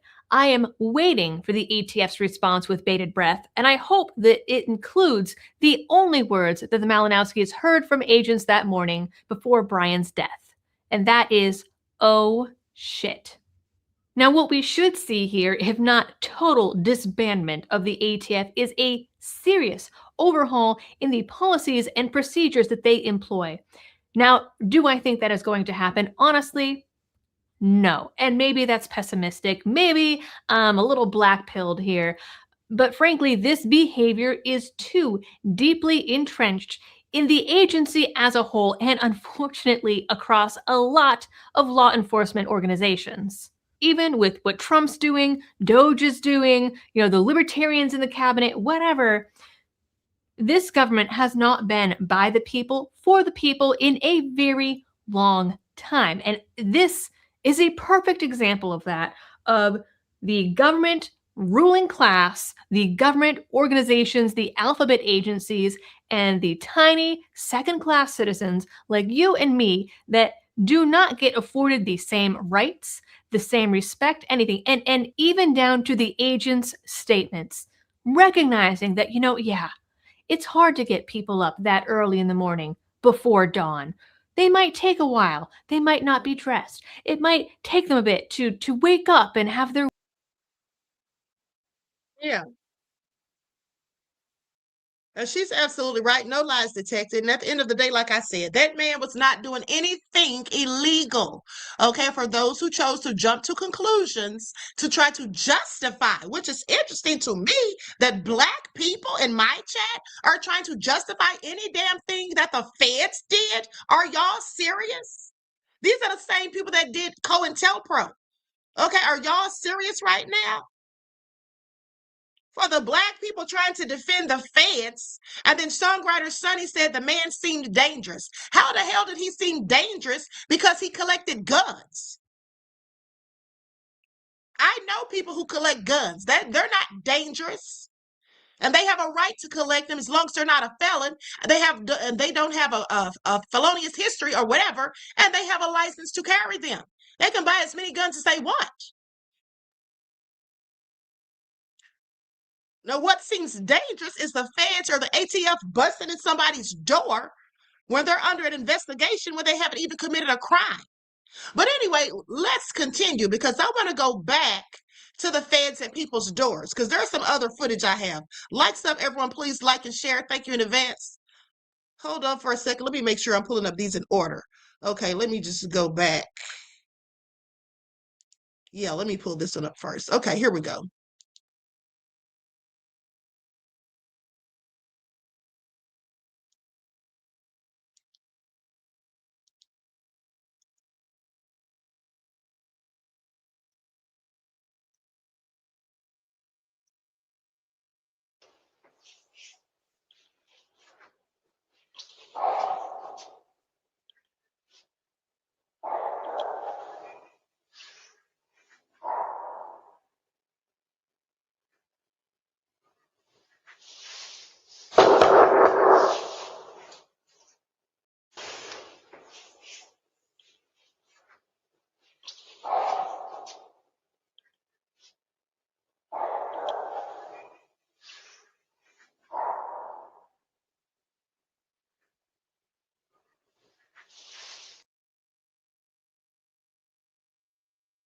B Major says, I guess we don't know for sure, but still, we don't know what for sure. What we do know for sure is that they didn't have proof that man committed a darn crime. They said themselves, if you were paying attention, that they suspected. They got the warrant based off of an assumption of them suspecting. And I just told you, and you can look it up for yourself because I have no need to lie or paint narratives, that you can look it up for yourself that you don't need an FFL. Okay, you do not need one if you're doing it as a hobbyist, if you're selling guns like every now and then. If you are a dealer, you need to. Okay, this man was an airport exec. Do you really think that he had time to be a full-on dealer? D Major says, sorry, I was responding to someone else without their name tag, my bad. Okay, well, thank you for clarifying that. Okay, now let's continue.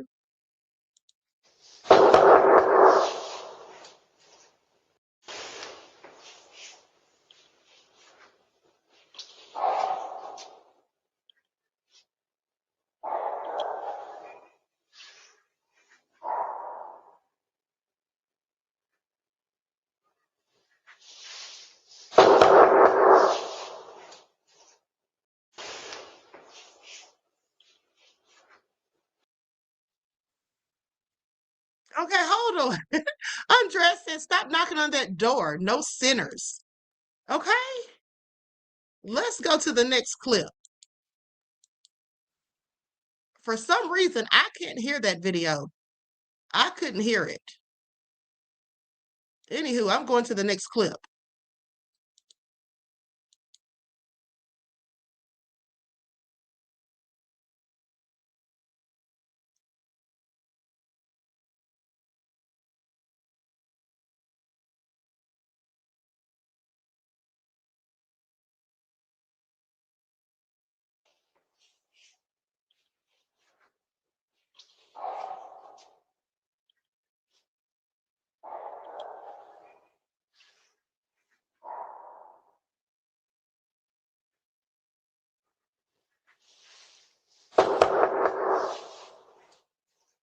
You guys are trespassing and you're stepping on fucking ground you don't belong. I don't give a fuck who you are. You understand? I understand, sir. Look, I mean, Get the fuck out of here right now. I'm not playing with you. You understand? can we just clear up? I don't give a shit what you're trying to clear up. If you stand for the fucking Constitution at all, you swear look like I did with the Marine Corps.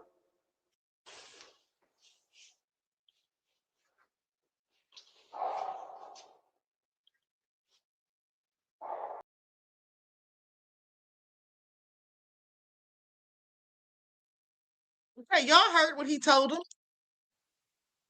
Y'all heard what he told him. And I find it all very interesting because they're literally going to everybody's house or whatever. I mean, not everybody, but you know what I'm saying.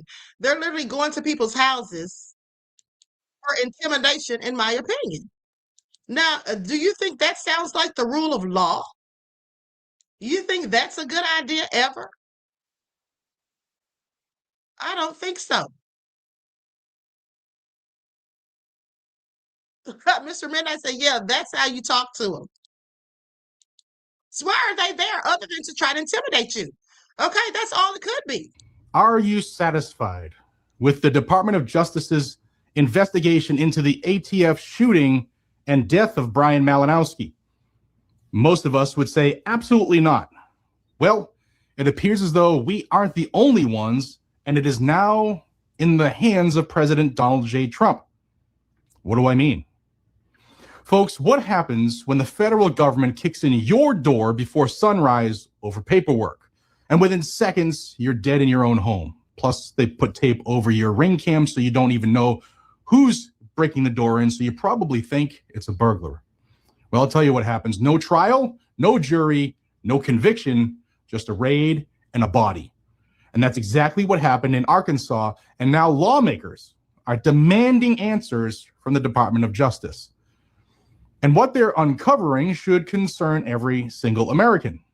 Hey, everyone. Welcome back to Guns and Gadgets, your home for Second Amendment news, constitutional analysis, and holding government accountable when it oversteps authority.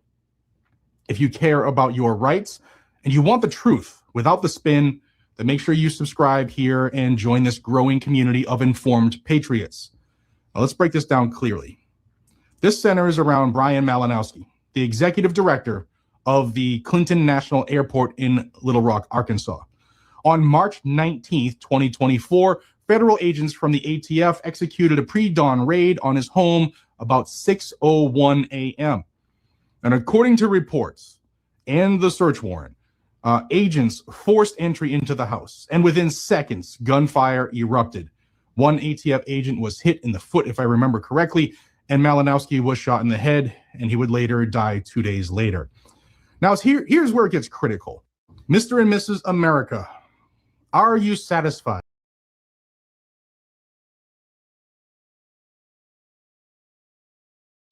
Okay, let's go to one more clip. And then I want to go back to that video I did because I want to go over again, for those of you who missed it, how this whole social credit reporting system is going to be working. Okay, let's go to the next clip. Likes up, everyone. Please don't forget to like and share. Thank you in advance.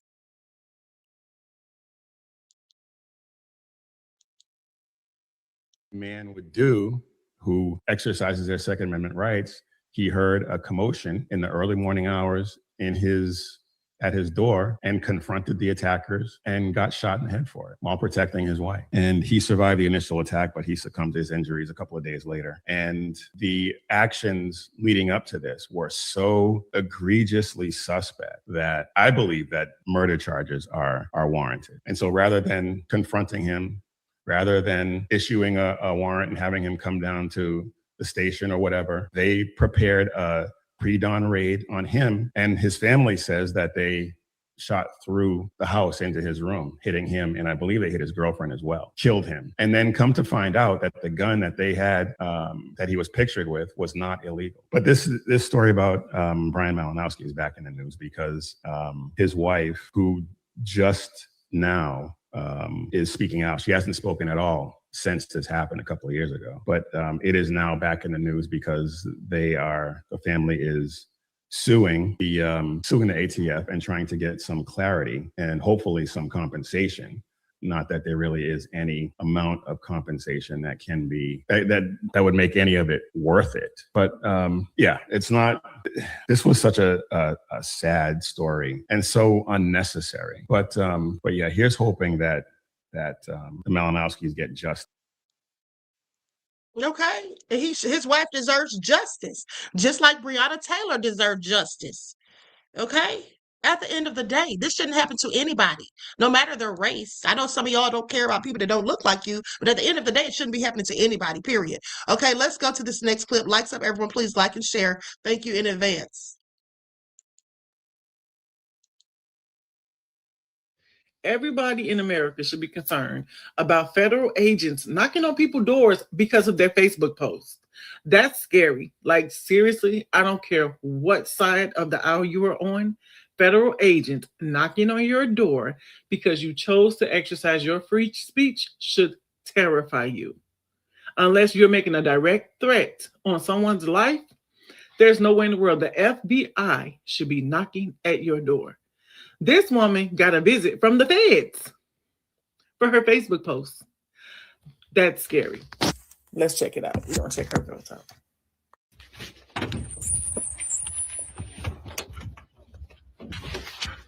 Can we just move in front of the house so the dogs don't go crazy?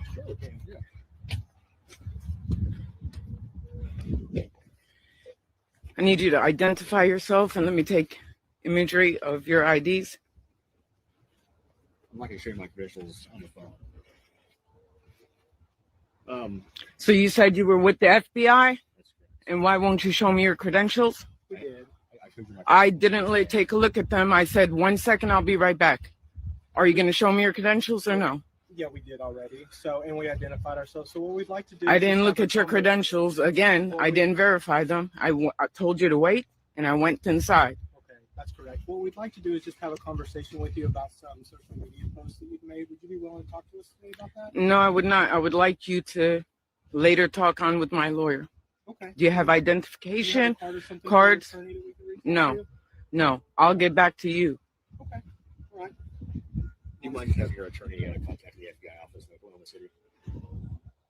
What's the number? What are the names of the agents? I'll Google it for you. So you're refusing to identify yourselves. No, we've already identified ourselves. Again, I did not take a look. Okay, so the phone number for the FBI in Oklahoma City is 405-290-7770. Okay. If you just call me one name, then you'll get your contact with us and we have this. And tell him that Facebook flagged me for posts. Facebook gave us a couple of screenshots of your accounts. Okay.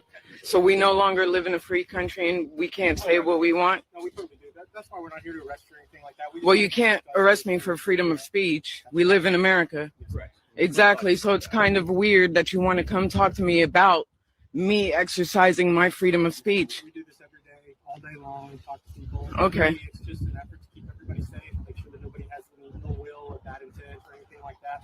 And we've got no reason to believe necessarily that that's you, and that's why we just wanted to have a conversation. So do you have a conversation with everybody on the neighborhood? Do you have information with anybody else in the neighborhood? I mean, all I've done is exercise my right as an American citizen on a public social media platform with my personal opinions. Correct? Okay. Most of the individuals, right, in America, especially older generation, right, have Facebook.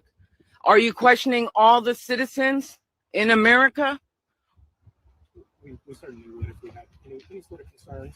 Okay, so you have concerns about my personal opinions? If you don't want to talk to us, then you can I'm definitely not going to have a talk with you. Well, thank you for your time this morning, and feel free to reach out to us. Okay, they're so-called FBI.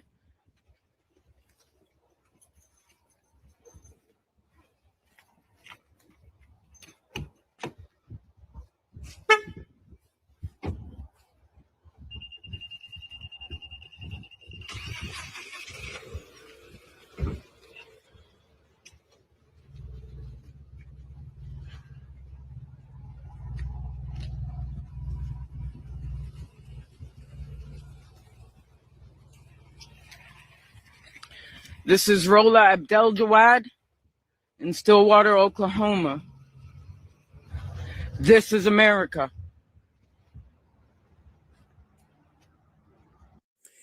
This should really scare you. This is in Oklahoma.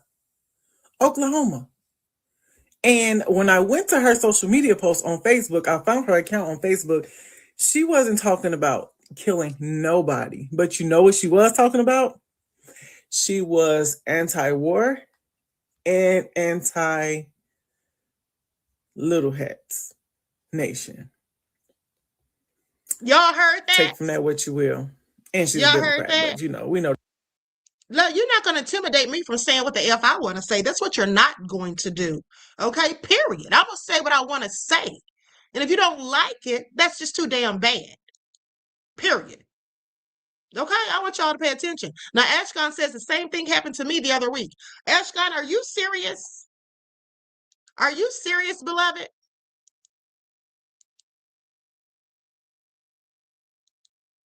Because I had vote for Hamas on your car.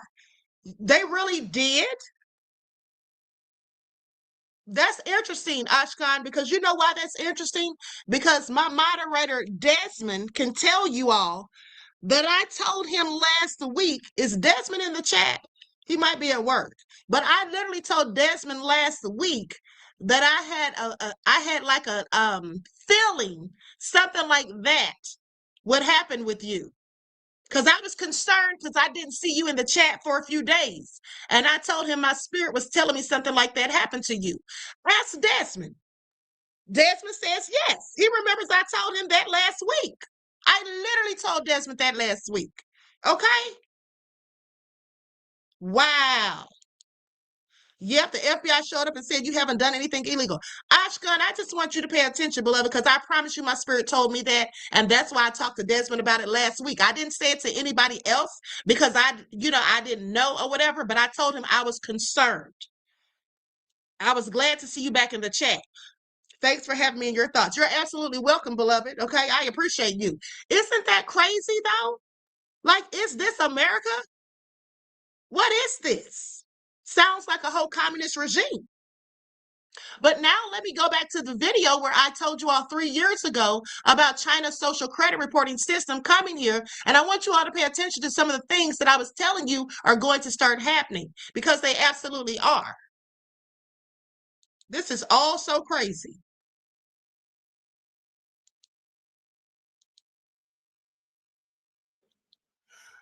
Don't some of your own African-American brothers and sisters call you names? Don't some of them, many of them, act like crabs in a barrel trying to pull one another down, trying to snip list?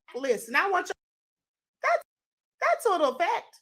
You see, they don't want a bunch of smart, woke Negroes, educated and ready to go out there into the workforce and to make something of themselves. No, they don't. You see, if they had a bunch of Negroes like that, they wouldn't have a bunch of Negroes out here robbing and stealing and committing crime and doing all kinds of things, deleting one another and all of that. But they want to have that. They'll tell you they don't want that. They'll tell you they want to fight against crime and stop crime. No, they don't. If they really wanted to stop crime, they wouldn't have been putting guns in our neighborhoods, drugs in our neighborhoods. They wouldn't be so dead set on sending innocent ones of us to prison, though we did nothing, because they know if you send an innocent person to prison, that person may become institutionalized depending on how long they've been there, and they may actually become a criminal from being around so many criminals for such a long period of time. To be responsible, because responsible people always pay their bills. That's not true. Responsible people don't always pay their bills. Sometimes responsible people fall ill and they can't work due to no fault of their own. Responsible people get ill and sometimes absolutely cannot work, and then they get behind on their bills. Sometimes there's a death in the family. Sometimes they have an illness with their children. Maybe they lost their spouse. Okay, so now this is the part where I start talking about the credit, okay, how they use our credit scores against us, okay, and then I go into the social credit reporting system. Okay, let's continue. And so now 2 incomes become 1. Maybe they have a vindictive baby mother who's taking them to court to take more than half of their money for child support when she clearly doesn't need it. So now they can't pay their bills. You're not always irresponsible because you don't pay your bills. Sometimes people steal your identity and your social, and they go and purchase things in your name and don't pay for it. That could affect your credit negatively too. Doesn't mean that you're irresponsible. Why do they use your credit score against you when you go to look for a job?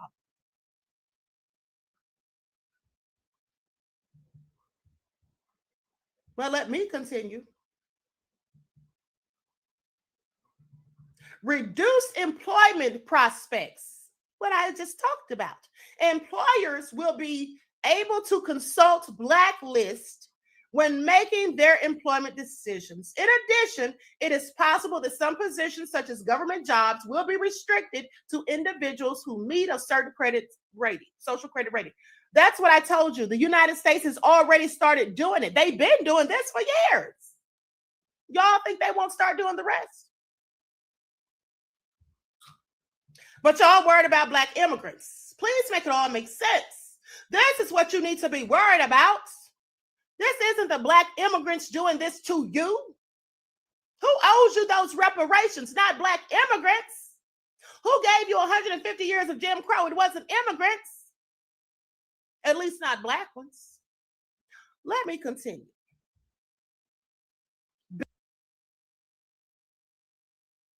That's right, because the same people that are deporting immigrants through ICE are immigrants themselves. Okay, they're immigrants themselves. And the reason I was going in on this video, if you all remember, this was during a time when there was a bunch of seeds of division being spewed about Black immigrants coming here. And there's still seeds of division. But at the end of the day, my point was we should not be so focused on that. We need to be focused on the bigger issue. And the bigger issue is the government and what they're doing to take away our rights and freedoms and also to set people back. Okay, and mind you, they don't put up the signs that say whites only being hired, you know, no Mexicans or Blacks allowed, and all that kind of stuff. They don't do that anymore. They don't have to, because now what they do is they go by your credit score. So that already, you know, can put you, can prohibit you from getting certain jobs. But now they're going to be having a whole blacklist. And when they implement the social credit reporting system, they're going to have people's names on blacklist. And then everybody's going to be able to see it because this will be public. Okay, so let's continue. Business scrutiny. Businesses with poor scores may be subject to more audits or government inspections. So they'll start harassing your business. What if you're a responsible business owner and you have a business partner who goes rogue, who's been engaging in embezzlement from their own company with you, who's just been doing anything shysty? And this person causes the business to lose finances and revenue, and then they now have a poor score for the business. And so this could negatively impact you, though you didn't do anything wrong. Public shaming. Oh, let's get into it. In many cases, regulators have encouraged the naming and shaming of individuals presented on blacklists. In addition, flow-on effects may make it difficult for businesses with low scores to build relationships with local partners who can be negatively impacted by their partnerships. Some people won't want to do business with you because your name's going to be on that list. If you go to buy a house, pay attention. If you go to find you a real estate agent because you want to purchase a house, they could look on that blacklist and say that you're not a viable client, not anyone they want to waste their time with. And also, they could also not even sell you a house. The banks, the financial institutes could say, I'm not going to sell this person a house. Have you seen their score? They're blacklisted. They could dictate what you can and cannot purchase. This is very serious. Joe Haley says, if we don't come together, we're all doomed. Of course we are. Sad thing is, most of us don't know it. But let me continue. So in addition, businesses of individuals need to consider the negative effects that the actions of a person or business can create for others due to poor social credit score. For example, engaging with companies that have a low social credit score, such as those that are blacklisted, can reduce one's own social credit score. I want y'all to pay attention. In addition, if an individual with a poor social credit rating opens a business, the business may automatically begin with a low credit score. The majority of and see, that's like a catch-22. So they try to prevent you from opening a business if you have a low score. But even if you do some kind of way get the business open, they can start you with a low credit score. So they set you up to fail. Now, the majority of And also, they can discourage people from supporting your business by telling people that they can get their score lowered for simply patronizing a business with a low score. Do you all see how that is? Do you all see how that is? Absolutely nefarious. Okay? Please pay attention.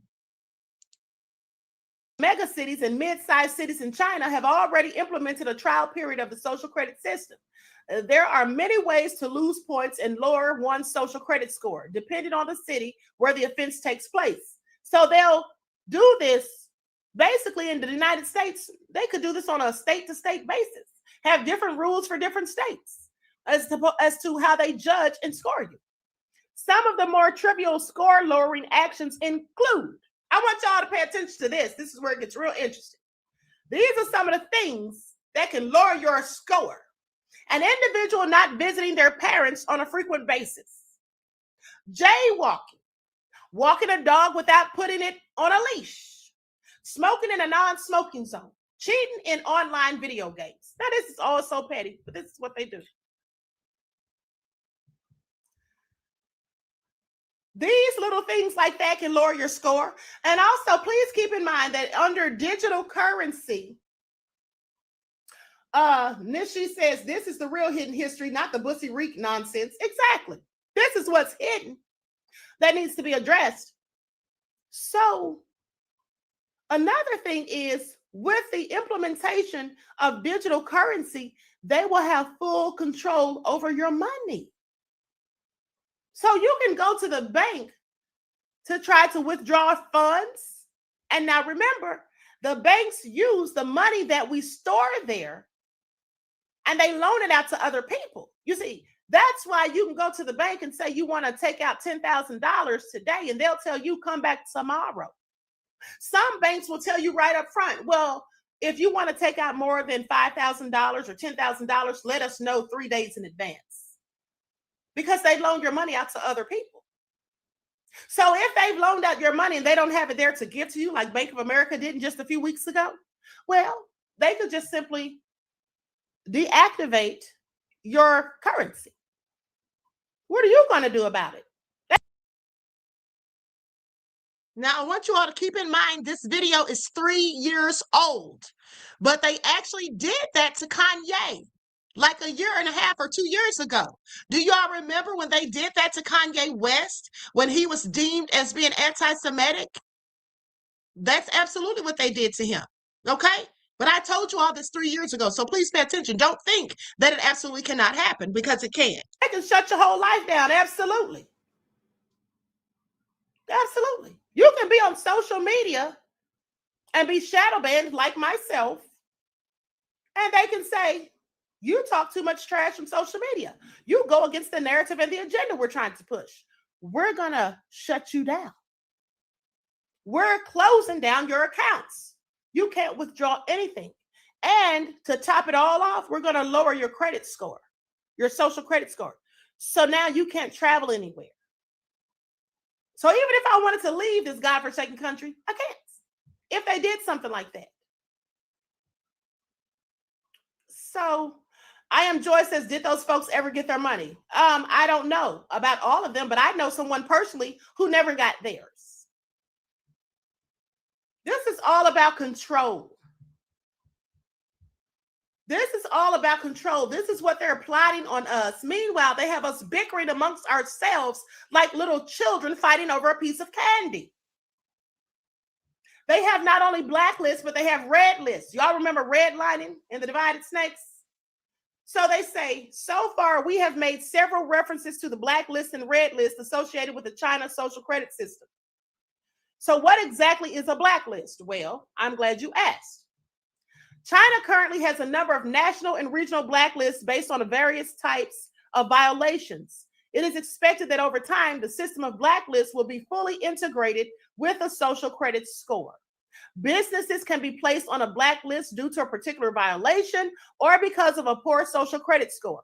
A government notice released in 2016 encourages businesses to consult the blacklist before they hire someone or assign them a contract. So let's just say if you have your own cleaning business and you're looking for a contract with a corporate business that you want to get. They look at your score on the blacklist and say, no, we're going to go with someone else. You see how that works? You think the economy's bad now? You think some of us are having a hard time financially now?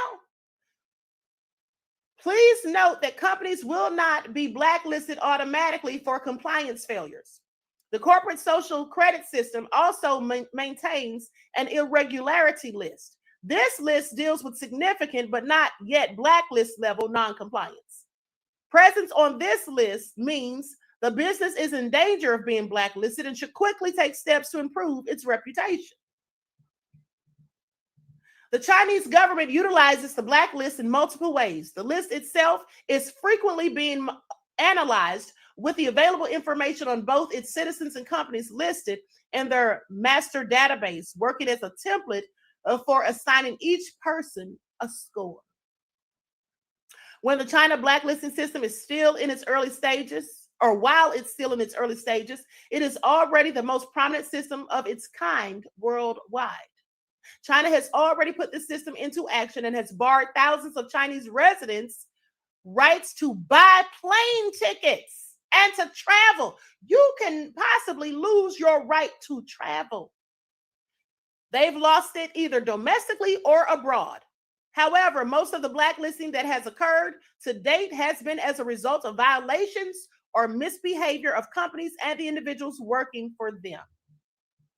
In its current iteration, the blacklisting system is highly complex. Instead of having a simple blacklist used by the federal government, there are currently hundreds of blacklists being controlled by various state agencies around China. Every agency has its own jurisdiction in which it operates, giving these localized organizations the ability to blacklist individual citizens and companies that operate within their area of authority. Let me tell y'all something. Do you all not think that's why the Chinese have police stations here? Do you all not think that possibly that's why they have many Chinese police stations here in the United States? Now, they can sit there and tell us that they're only here, you know, to watch over the Chinese citizens, but why would we need them here for that? That's what our police do. That's what the police that we have in this country should do. Every country doesn't need their own set of police to go monitor their citizens when they travel abroad or decide to live somewhere else. Don't you think that maybe they're here teaching them how to implement this social credit system along with digital currency?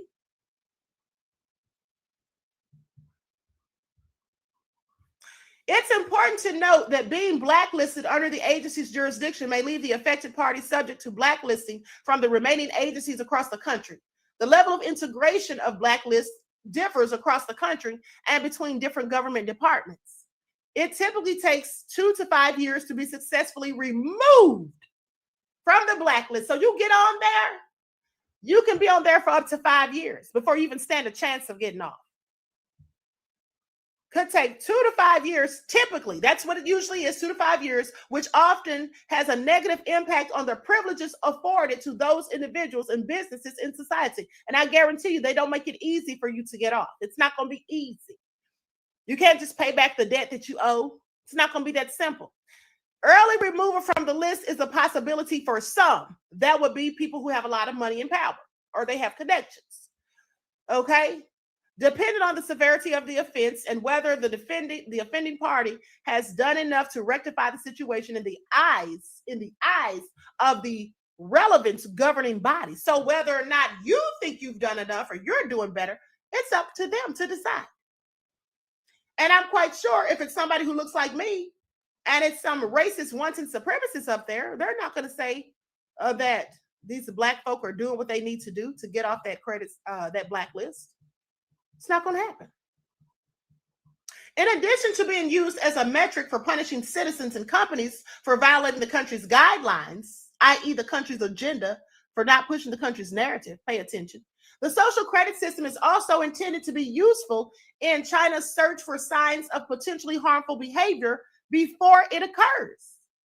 Potentially harmful behavior before it occurs. Well, since we all know that in the divided snakes, they deem people who look like me as being the biggest crooks, criminals, and all of that, So they probably more than likely be looking at us and then start harassing us based on something that we've never even done that they think we might potentially do, just like the Minority Report with Tom Cruise.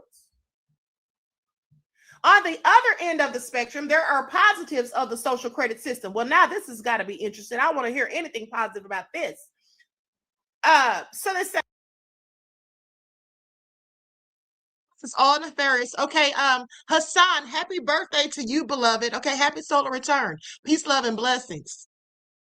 The positives of the social credit system for people and corporations who are determined to be outstanding members of the Chinese society. It's positive for them. In this context, the opposite of being blacklisted is to be red listed, also spelt, oh, they just tell you how to spell it. Red listing allows citizens and companies access to certain privileges that will impact their day-to-day lives. So you get rewarded if you're on the red list, punished if you're on the black one. Isn't it interesting that black is always something negative? I just want y'all to.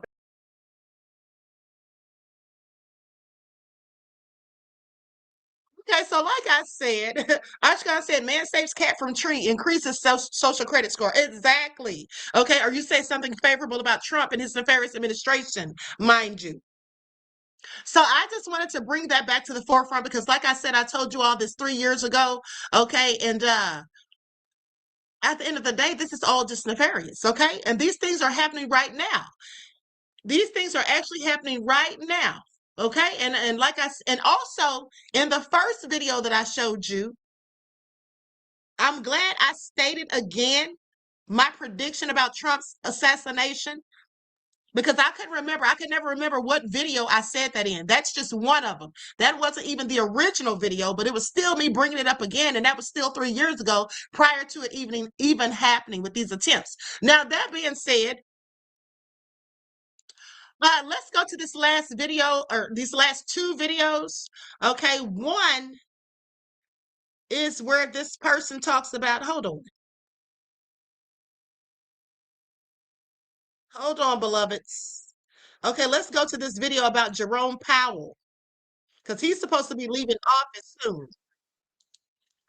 Okay, he's supposed to be leaving soon, and a new Fed boss or chairman is going to be in office, and this is Trump's pick. So let's get into it.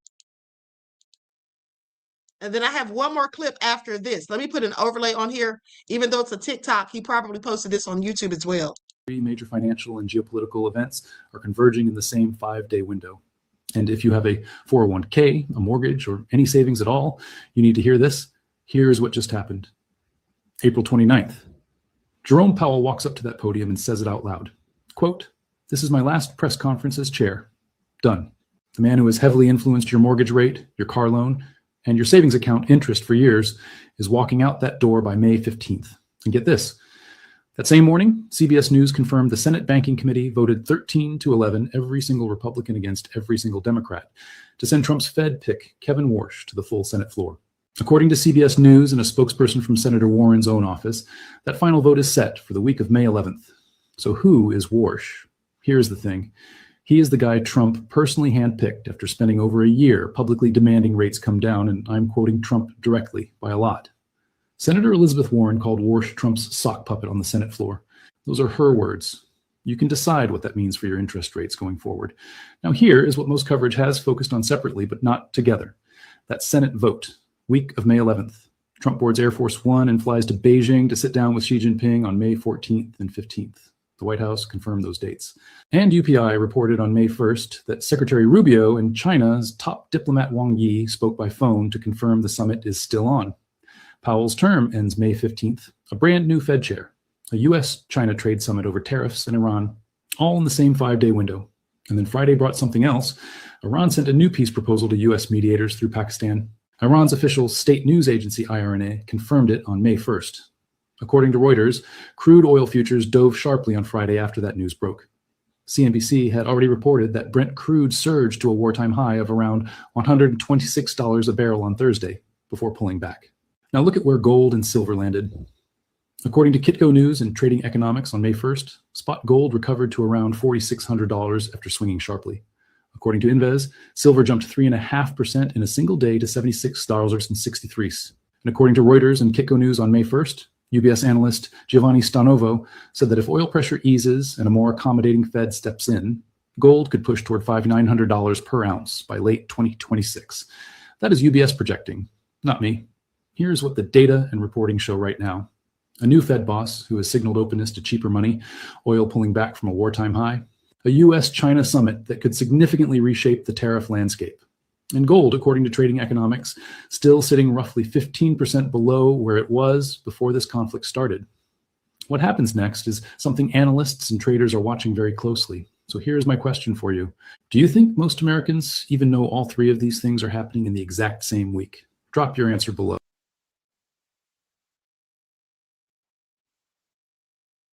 Yeah, most Americans don't know that these three things are happening in the exact same week because most Americans don't read and research and pay attention to very important news. They listen to celebrity gossip. That's what most Americans do, in my opinion. Now, with that all being said, here's the thing. So midterms is coming soon. We already know the shenanigans that Trump is trying to pull, him and his administration, allegedly. But with that all being said, another thing that I believe is that, you know, some of these people in Congress, even on the Dem side, we don't need to vote for them. We need to vote against them and get other people in their places. Okay, we need to get other people in their places. I'm absolutely going to be voting for Democrats, but here's the thing. We should probably vote against the incumbents. We should vote against the incumbents. Some of them are taking AIPAC money. They have been bought and sold. And then some of them, 42 of them, we know the other day, voted for Trump to be able to spy on U.S. citizens. Some of these people do not have our best interest in mind because they're only worried about themselves. At the end of the day, we should likely vote against the incumbents and vote for the new people that are running for their positions. Okay? That's just my opinion. Now, with that all being said, let's go to this last clip and then I'm out of here. I do believe I reported this to you all about Joe Rogan telling Trump to get that psychedelic. Yeah, I reported this a couple of weeks ago. This lady is talking about that, but pay attention to what she says. He walked into the Oval Office, stood behind the president, grinned from ear to ear all over a plant from the Congo. The plant is called ibogaine. It is a sacred medicine of the Bwiti people. They've been using it for centuries. It belongs to them. One dose, and addiction and PTSD are treated. In the middle of America's self-induced opioid crisis, you do the math on what that's worth to investors. But here's what you need to know before we go any further. While you're watching this video, a child in the Congo is being violated, not once today, every half hour. In fact, over 6 million Congolese people have been killed in a 30-year-long genocide. That is the entire population of Denmark, erased. Mothers, fathers, children gone. And the West has not missed a single night's sleep over it. Why? Because the Congo is the most valuable piece of land on this earth. Cobalt, coltan, copper, lithium, the minerals inside every electric car, every smartphone, every clean energy promise made in Davos or Silicon Valley. None of it exists without the Congo. All of it paid for in Congolese blood. The Congo sits on $24 trillion in mineral wealth, and Congolese children dig it out with their bare hands so Silicon Valley can call itself innovative. This is the country that Joe Rogan is doing business in. Joe Rogan, ex-reality TV host, white nationalist darling, zero medical training, texted the president about the plant. And Trump's response was, sounds great. Do you want FDA approval? Let's do it. A sacred African plant fast-tracked through the FDA over a text message while a genocide rages, while children are being violated every half hour. Rogan and his investors see a business opportunity, stepping over 6 million dead to get to a $9 billion market. That is not ambition. That is evil. The same colonial appetite that has fed off the Congo for centuries has its eyes on the plants now. Different name, Different era, same crime. The Congo is the most stolen from place on earth. And the people doing the stealing have never once stopped smiling. And if you didn't know, now you know. Okay, pay attention. Pay attention. Now, with that all being said, because there'd be a lot of Black people camping for Joe Rogan. Okay, I don't like Joe Rogan, never have. All right, never have. And like I told y'all, that joke that he said about him going to see the Planet of the Apes, but they went through a Black neighborhood and he got out the car and he was already in the Planet of the Apes, that never sat well with me. And I never thought it was funny. And I never thought it was funny that he thinks he can say the N-word. Whether he's calling somebody the N-word or not is irrelevant, because if you're just speaking on the N-word, why can't you just say the N-word? Why can't you just call it that? Because I don't even say the Nigger word. I call it the N-word too. So I'm just saying, make it make sense. But hold on. Let's get to the story of it all about the Congo, because here's the thing. She's absolutely right about all the things that have been going on in the Congo, and it's been happening since the 1800s. I told you all, when they talk about what happened in Germany in 1945, there's an even bigger story that happened in the Congo, okay, in the 1800s under King Leopold II. But yet this country, the divided snakes, had monuments and statues built of Leopold. He was a whole genocidal murdering maniac, killed millions of Congoan people, okay, at least 11 million. Let's talk about that first, and then we'll move forward until the current situation. So her historical roots, colonial brutality. Under King Leopold in the late 1800s, the Congo, a free state, was exploited for rubber and ivory. Millions of Congolese died due to forced labor, starvation, and violence. Now remember, if they didn't do enough work, and he didn't feel they did enough work, he would chop off their hands or their feet, or in some cases, even chop off the hands of their children. I think there's a picture still online of a father looking at the hands and foot of his 5-year-old daughter that was cut off because they claim he didn't do enough work that day. Well, let's continue. Now, while often described as genocidal in scale, historians debate whether it meets the strict criteria definition of genocide. Let me tell you something. Of course, they're gonna debate that.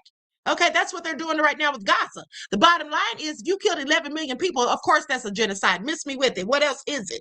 Okay, what else is it? Now let's talk about the more modern conflicts, the ones that started in the 1990s, but still persist till this day. Okay, how about the Rwandan genocide? Okay, and then groups fled into Eastern Congo. Now this helped spark the First and Second Congo Wars from 1996 to 2003, sometimes called Africa's World War. Okay, did the West do anything to intervene or to help? No. Multiple countries and militias became involved, fighting over power and valuable minerals like coltan and gold. There were mass atrocities and deaths. An estimated 5 to 6 million people have died. Now, they talk about this other people who had like 6 million, so they say, but they don't talk about this, so I'm going to talk about it. An estimated 5 to 6 million people have died, mostly from war-related causes like disease, starvation, and displacement. Okay, there have been mass killings of civilians, widespread sexual violence used as a weapon of war. The same thing you hear about the Gaza Strip, okay, ethnic targeting in some regions. Now, some specific events like targeted killings of certain ethnic groups have been described as genocidal. However, the broader conflict is more often labeled a complex humanitarian crisis or war with genocidal acts. You see how they try to sugarcoat it, try to tone it down, try to dismiss it like it's not what it is, okay, rather than just calling it what it is, a clearly defined genocide like what happened in Rwanda. Please pay attention. Now, why does it continue? Well, I'm so glad you asked, because weak government control in Eastern Congo and corrupt leaders, okay, over there. Competition over natural resources, presence of many armed groups, involvement of neighboring countries. And basically, in short, the Congo has experienced one of the deadliest conflicts since World War II, involving mass suffering and atrocities. While not always officially classified as a single genocide, well, we already know that many of the things that happened were absolutely, they include genocidal violence and have had catastrophic human consequences. Okay, like I said, they can try to call it whatever they want, but we already know what the bottom line is. So now the current state that's going on, the current genocide in the Congo, when people talk about this, they're usually referring to what's happening right now in the Eastern Democratic Republic of Congo. especially in regions like North Kivu and South Kivu. Okay? So here's the thing. Many experts and activists say that the violence includes acts that can qualify as genocide or crimes against humanity. Some communities claim that they're being targeted for destruction. Now, right now in 2026, a major rebel group called M23 has taken over key areas in eastern Congo. They're widely reported to have foreign backing, especially from Rwanda.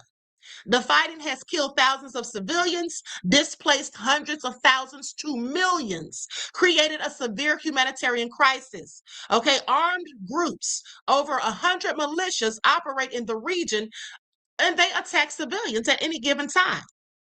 So you have the mass killings and executions of civilians, widespread rape and sexual violence, as I told you, used as a weapon of war, forced displacement of entire communities, child recruitment into militias, shelling of civilian areas and cities like Goma. Women and children are specifically targeted with sexual violence, and this has been described as systematic. Okay, I want y'all to pay attention. Specific ethnic communities. Okay, like the Bayan Mulenge, Tutsis in some areas. Some say they are targeted. These are patterns of organized, repeated attacks on civilians. The scale of suffering is so enormous, and it continues to grow, and it's continuously ongoing. Okay, so the bottom line, beloveds, is what's happening in the Congo right now today is one of the deadliest and most ignored crises in the world. It includes war crimes, ethnic violence, and possible genocidal acts. I'm not going to say possible, absolutely genocidal acts. Okay, whether it's officially labeled as a genocide is irrelevant to me because we already know what it is. Okay, so with that all being said, is the West doing anything? No. You want to know why they're not doing anything? Are they involved? Well, here's the thing. They say they're involved, the West, that is, which would mean the United States, okay, and nations in the European Union. They're involved, but they say mostly indirectly. Okay, even though they're not fighting a war in the Congo, they play a role through money, policy, and global supply chains. Okay, because of economic involvement, that's the biggest factor. It's about the money, the resources, the materials they can get. Eastern Democratic Republic of Congo is rich in minerals like cobalt, okay, which is critical for batteries, coltan, used in smartphones, and gold. Now, Western companies don't usually buy directly from militias, but these minerals often pass through complex, poorly regulated supply chains. Armed groups sometimes control mining areas or they tax traders.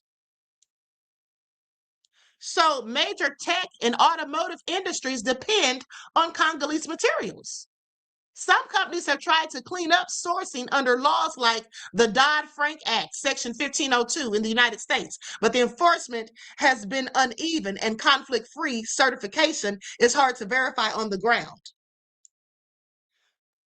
Western countries are also heavily involved in funding UN peacekeeping missions like MONUSCO, they say, or the humanitarian aid, food, healthcare, refugee support. Listen, they could say that, but I want you all to keep in mind how some of these so-called missionaries and mercenaries go over to these countries and help to traffic these children and kidnap them and do nefarious things. And also, let's not forget that mercenaries admitted years ago, they allegedly, I'm going to say allegedly, were supposedly giving people AIDS and HIV while they were supposed to be over there helping via the smallpox venom, if you all remember that. Now, Western governments place sanctions on some militia leaders, they say, pressure regional actors like Rwanda and Uganda to reduce involvement and support peace talks. But this is often inconsistent or too weak. Well, it's too weak and inconsistent because they're really just doing it for show. If you ask me, they're trying to act as though they give a darn, but they really don't, okay? Because if they really cared, why wouldn't they put forth the same amount of effort and energy that they did to help Ukraine? Ask yourself that. And so, they claim the West is not the main driver of the violence, but it's definitely a part of the system around it, especially through resource demand, global trade, and political influence. Okay, they're indirectly involved, basically, and they're not doing anything to help. Okay? So I just want you all to pay attention. D Major says, Queen, did you talk about Trump saying he's going to take over Cuba any day now? I've talked about that in the past. I didn't talk about it today, but yeah, I've absolutely talked about that. So with that all been said, listen, I'm going to conclude the broadcast. I want to thank you all for tuning in. Please like, share, subscribe. Okay, make sure you're subscribed because like I told you all, I actually saw them unsubscribing people during the broadcast in real time. All right, so D Major said Trump is a wild man. So with that all been said, listen, it is what it is. Everybody needs to wake up. Okay, stop acting like this isn't about you. This doesn't have anything to do with you, because I promise you it does. If you're a citizen in the United States, it has everything to do with you. Okay, period. And things are going to get a whole lot worse, in my opinion, before they get better. So I hope that you all are following your lifelines, stocking up on food, the non-perishable food items, water, batteries, flashlights, getting a generator, anything that you can get to help yourself, finding people you can barter with, first aid kits and all of those things, because it's about to get real out here, folks. Okay, we don't have time for games. With that all being said, I love you all to life. I hope you enjoy the rest of this beautiful day. I will see you all in the morning with your morning wake-up call. Until then, each one teach one. That's how we grow and thrive. Do something productive, constructive, but never destructive. And always remember, beloveds, to keep the Most High first in your lives. Peace.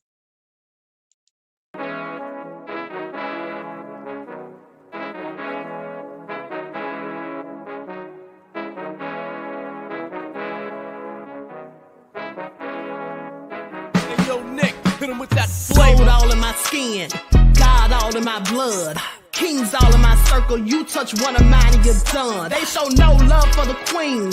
Why you hating on me? Is it cause I'm free and I got Malcolm X in my jeans? I got dreams like King Luther, shed blood like Kunsa. You ain't helping my people, I ain't got nothing to say to ya. I want all the smoke like hookah. Talking reparations, America won't be great until they give us compensation. I'm like, I'm the hottest right now. That's See right. A bunch of lames out here trying to jock on my style. They be doing too much. I'm the queen, it's too easy. It's like they all at Popeyes, how they be talking so greasy. I just sit back and laugh while these haters get madder. So nefarious how they don't want my pockets with cheddar. I tell them they can do better.